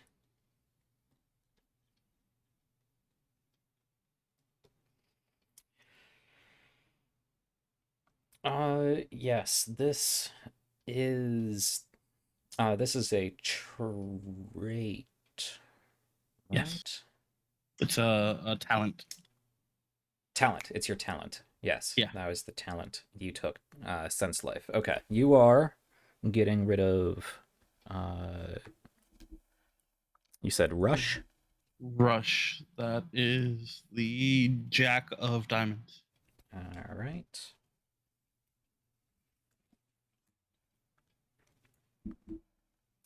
Okay.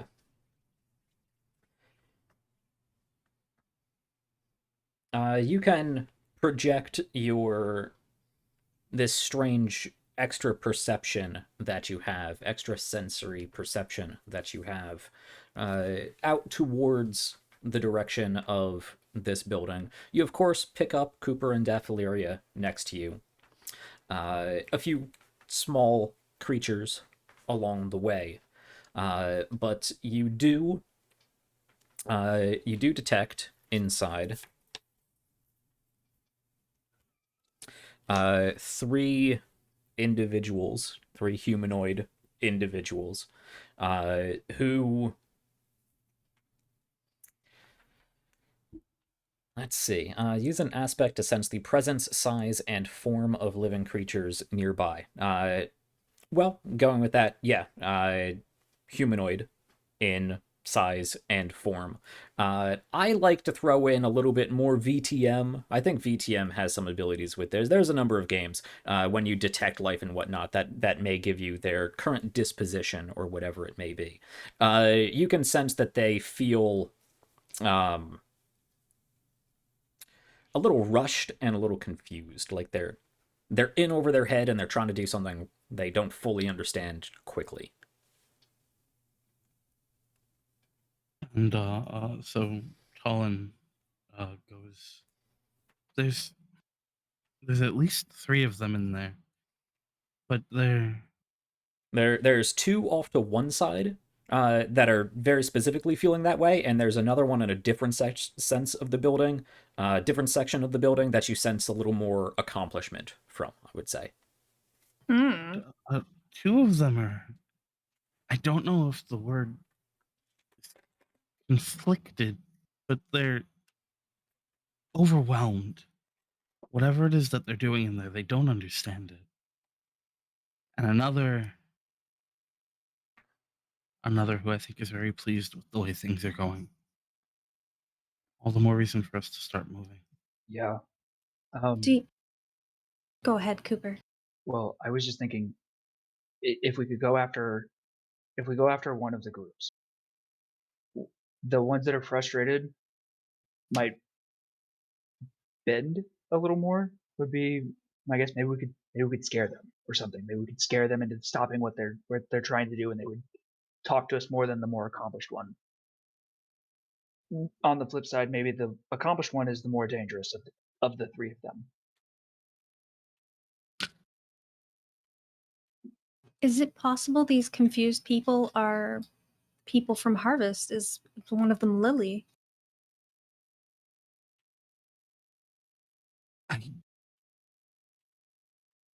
I don't know, but Um, I'll give it to you because I think it's interesting. You don't sense fear from them. okay, I don't think so. There's no fear or trepidation. It's different. It's like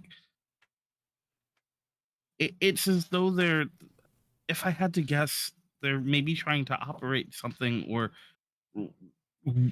work with or control something they just don't understand. I see. Well, Feeling I I I can can relate to that empathize with. struggle. I think at this point we all can. um, maybe if we can sneak in there, maybe we can go after. Maybe maybe that's the one that we if we can subdue or eliminate. Maybe that's our bet. Then maybe we can even talk to the others after that if they're I, willing to listen.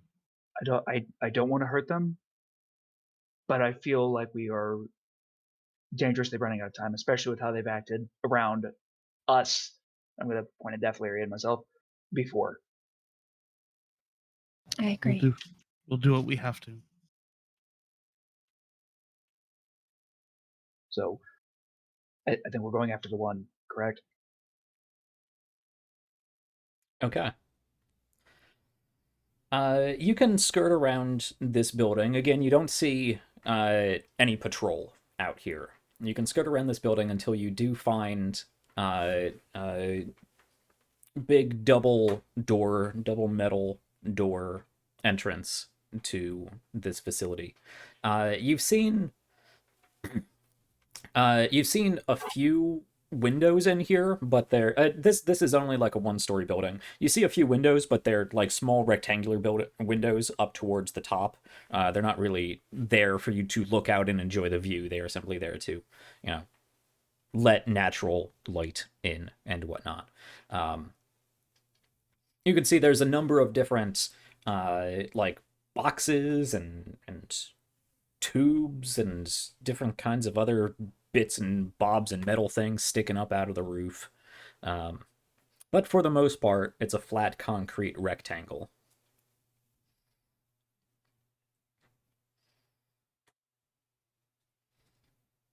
Would you like to simply approach the front door? Are they near the front door at all? Yeah, you would be able to detect more specifically where they are. You detect life, you don't detect layout. So you don't know where any interior walls may be. Just to put this in perspective, this building is probably about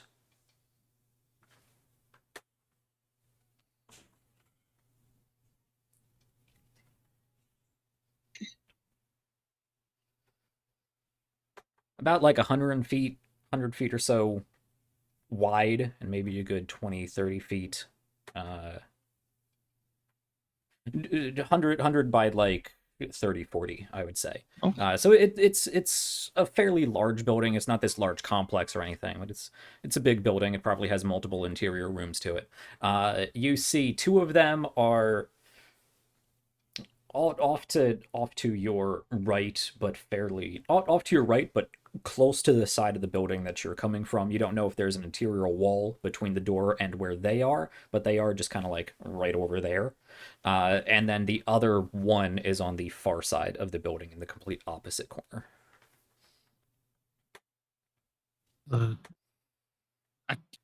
Without knowing what the inside of the building looks like, I don't know, but the two of them, the two, they're close. No, we'll have to be quiet.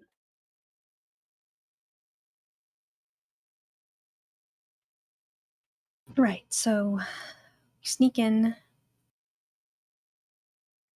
and we try to find this person that knows what's going on, the one that seems pleased. I think so. Yeah.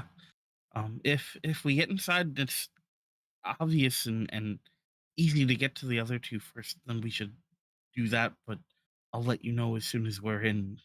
Once we can see what the place looks like. Okay, I trust you. I trust you as well.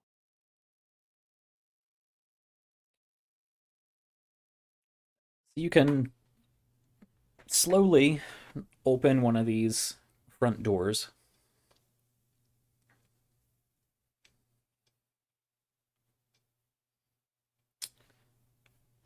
In the climate and time that it is in, those doors do squeak and screech a bit as you open them. But you do hear pretty much as soon as you open the door that there is a low but steady hum coming from the interior. Just this.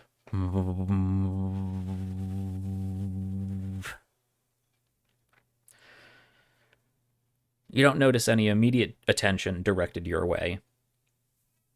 And you can see there's what looks like a central hallway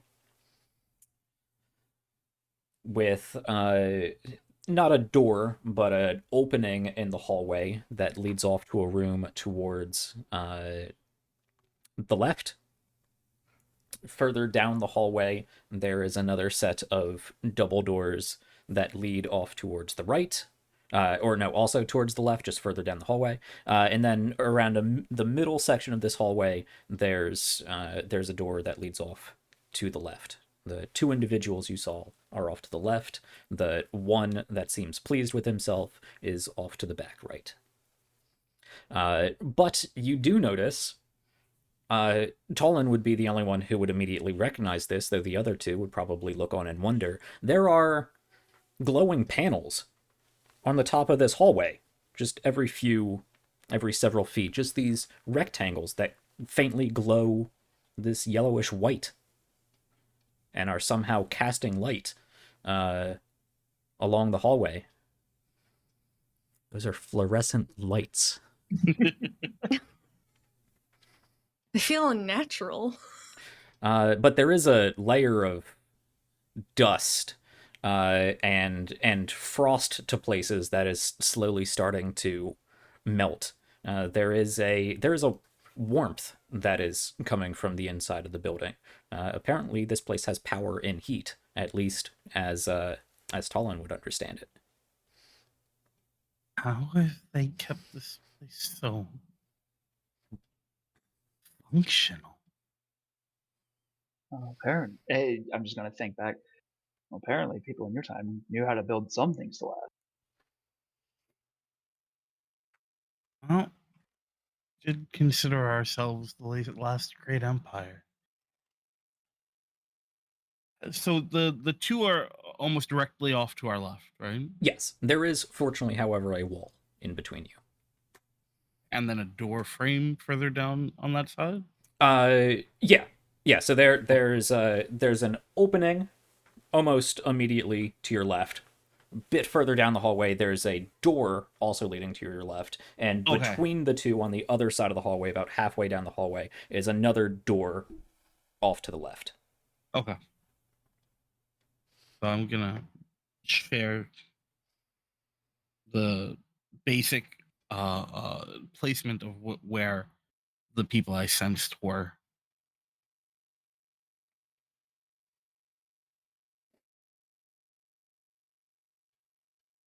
Maybe it would be better to take the easy road here. I think that might be a good idea. And I'm gonna like pull the shotgun off of my back. And we can just threaten them with it. And just from hearing this thing earlier, it sounds scary. And I'm just gonna like kind of look at where you have to pump it. It's just that, right? Yeah, yep. That'll do it. Uh and Tolan's gonna pull out the pistol that he had found. Because that's what we're doing, that's what we're doing. And very slowly and carefully, Tolan's going to start leading in the basic direction towards the two individuals. All right.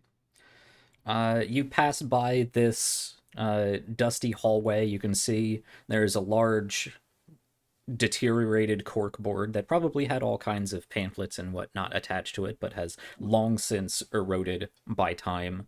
You pass by a few carts that have various other plastic and metal things on them in varying states of rust and fragility. And you make your way quietly, assume, down this hallway. We're not going to worry about rolling any sort of sneak checks or anything. You make it down to this other set of doors. It is another. Actually, on the interior here. No, this would have a double set of metal doors, no window.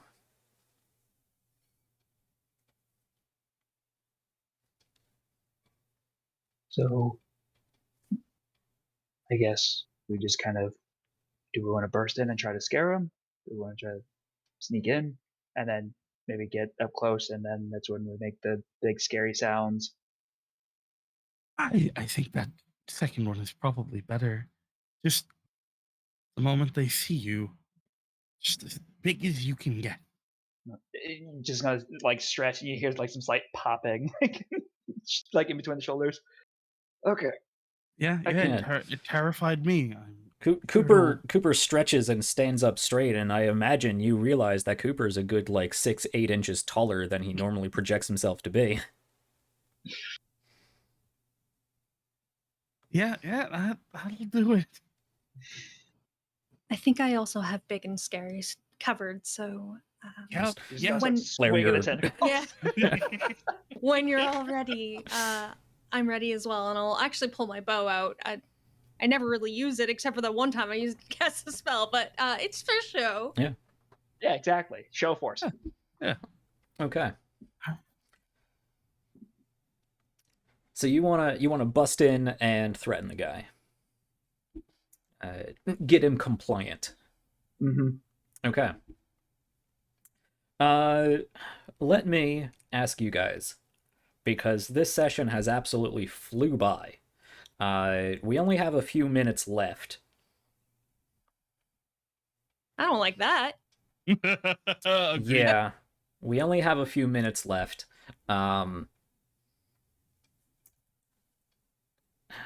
And no matter which way we go here, whether it be a social encounter or a social encounter with lots of exposition, or a combat encounter with a lot of mechanical back and forth, I think that's going to take longer than the 8 minutes we have. We're going to wind up cutting into our after show time again, and have to deal with a shorter after show, and me keeping you guys longer than I said I would keep you. I know we didn't get to the point that I said I wanted to get to today, but I don't think that's too much of a problem. Would we like to call it here and pick up next week, resolving the outpost, getting the information from this outpost, and fast tracking the way to the endpoint? Or do we want to try to play this out very quickly? I think that's good. I like the idea of us basically role playing how we charge into this room, Yeah. and then leaving it as a cliffhanger. Yeah. But it's fully up to you. Yeah. Yeah, I'm leaning I that agree. direction. I'm right there with you. Awesome. Yeah. Awesome. Yes, that's another good GM tip. You can break your own narrative to ask how other people would like to do things, and I encourage you to do so. Okay, so we're going, exactly as Zoe said, we're going to set this up, hit the execute button, and we'll leave it on a cliffhanger. So, how are you guys bursting into this room? Maybe with my newfound strength, I kick in the door. Oh yes. And then we just both like come sweeping in like at the other like at this Yeah. like as soon as that door's open, we just both come sweeping in, and then you just hear this. Yes. Okay. And I got all of my tentacles out, like, yes.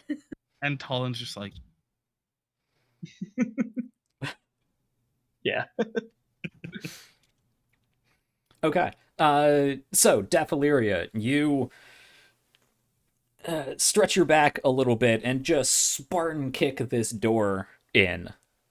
It goes flying forward. I'm not going to make you roll a check because it's more interesting if it happens in my mind. You kick this door open right square in the center between the two handles. Snaps the very fragile, not locking mechanism, but at least latching mechanism on the inside. These two doors swing open in a burst because there's no quiet way to kick a door in. The other two of you, Cooper, you run in, pump the shotgun and aim it towards the individual in this room. Tullen, you run in, you have your pistol out, and despite all the stomping and banging of a door being kicked open, you motion to the guy to be quiet as you hold your pistol on him. You see, you kick into what looks like the power room for this facility. For anybody who might understand the reference, think the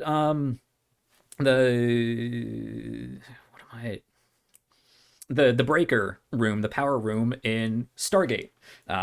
There's this whole wall of big metal boxes with all kinds of blinking lights and levers and buttons and whatnot. The main big circuit breakers of this facility. Off to the other side, there's a number of crates and whatnot stacked up. There's various wires and tubes coming from this wall of circuit breakers, leading towards the back what Tolan would probably recognize as a miniature nuclear power station. And you see this guy who was over near the breaker wall. As you burst in, he flips a switch down. There is a large clunk over towards the back of the room. And Tolan, you get this sense of pride and accomplishment that he just completed something important, and then a wave of adrenaline and fear as the door is kicked in and he spins in your direction. And I think that's where we're gonna let it hang. Good place for that. Damn. Woo, boy. I didn't get to do it, but I like to imagine like Daffleria getting like, I'm so sorry, I didn't realize it would be that long or that I was that strong. Didn't expect it to work like that. It's very hard to forcefully kick in a double metal door. No, Zoe knew Yep. exactly Yep. what she was doing. Awesome. Oh, yeah. Awesome. Okay. We're going to pick up next week with exactly how that encounter goes off. We'll see what happens there. There's a lot of stuff in that room, not the least of which is a nuclear power station powering this small outpost. Which probably means that Nothing it's could go wrong with more. that. Yeah, there certainly nothing could go wrong with. Well, at least only one of the guns is functional. But with a firearm, a volatile magic user, yeah, certainly nothing can go wrong with a miniature power station. This is fine. Everything's fine. Yeah, yeah. You do notice on the there's a logo on the generator, the miniature nuclear generator, the logo for the GENESTAR Bioindustries Corporation, which I don't think it's come up before. But it is a double helix that turns in at the bottom. It's like a real scientific depiction of the double helix genetic symbol, but at the top it transitions to two wheat stalks. Oh, cool.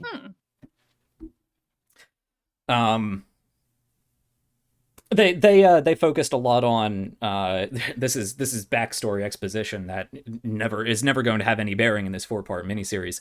They were a big part of contributing to trying to keep up biodiversity, crop biodiversity, and crop viability towards the climate crisis and all that.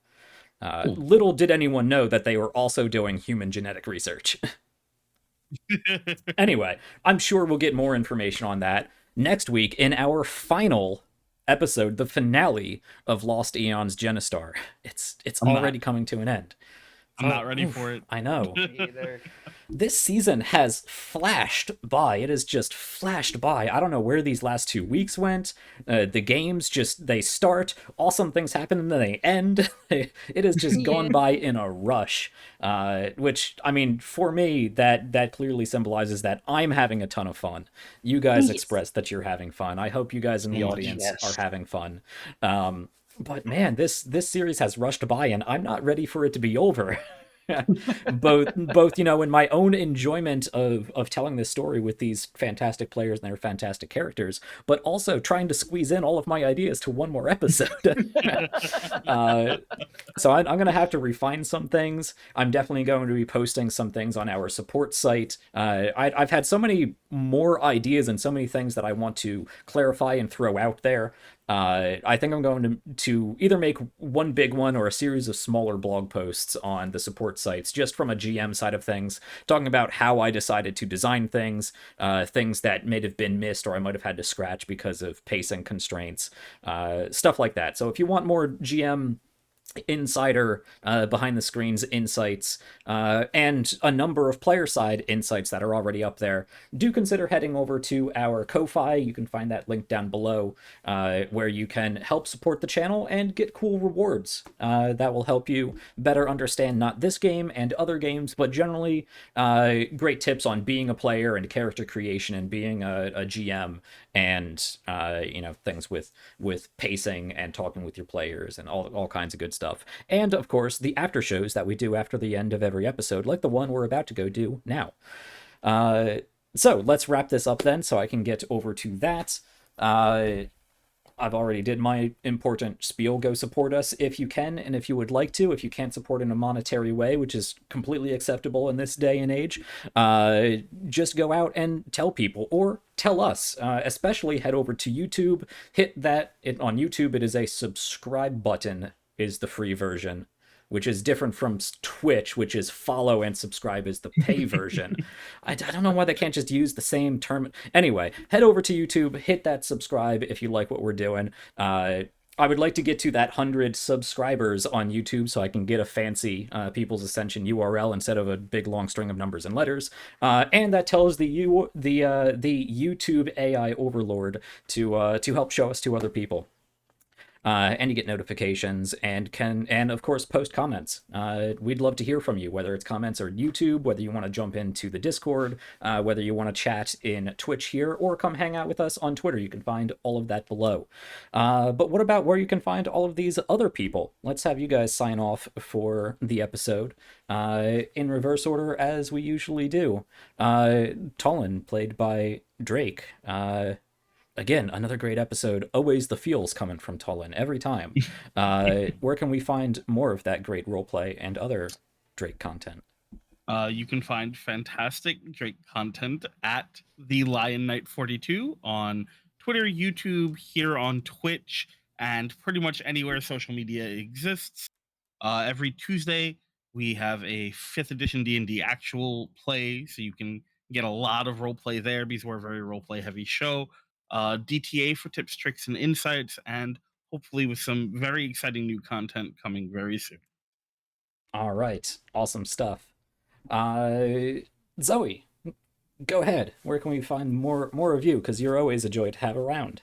You can find more of me on Twitter as at Zoe Trooper, and hopefully in quite a few more shows coming up. I have some shows I'm going to be GMing, but as always, I will say what I'm doing through my Twitter, and you can follow me there. All right, and finally, all of that Gamer Ajax awesomeness. Yes, I am Andrew. That game on pretty much all social medias. That's Twitter, YouTube, and TikTok. Getting really back into the flow of getting new videos out. Recently, I talked about what I think are 3 of the best starting classes for new players to D&D, and this coming week is going to be a little bit of a sneak peek for a game that I personally really love, that is Veil of the Void, with a couple of new species that are going to be purchasable in the very near future, talking about frogs and lizards, basically.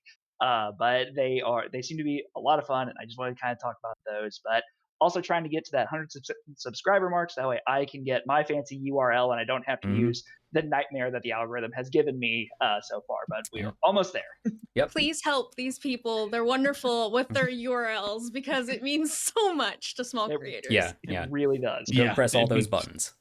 100%, yeah. And if you want to, if you want more Veil of the Void stuff, you can listen to me ramble on for hours on end on our Discord, or you can go over to my YouTube site.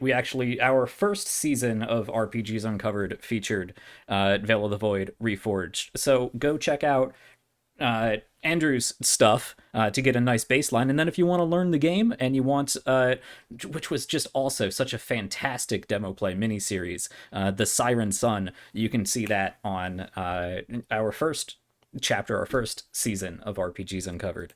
Anyway, that is all of us. I had a great time. I hope you guys had a great time. We're going to go do an after show. As always, everybody stay safe, stay happy, stay healthy. Keep having fun out there and keep checking back here at the People's Ascension for more RPGs, uncovered content. And, anytime you're in some strange nuclear-powered facility and people are on edge and you don't know what to do, it's always nice to bring a nice welcome basket of heart tomatoes to ease the tension. Good night, everybody. We'll be back next week. Bye. Bye.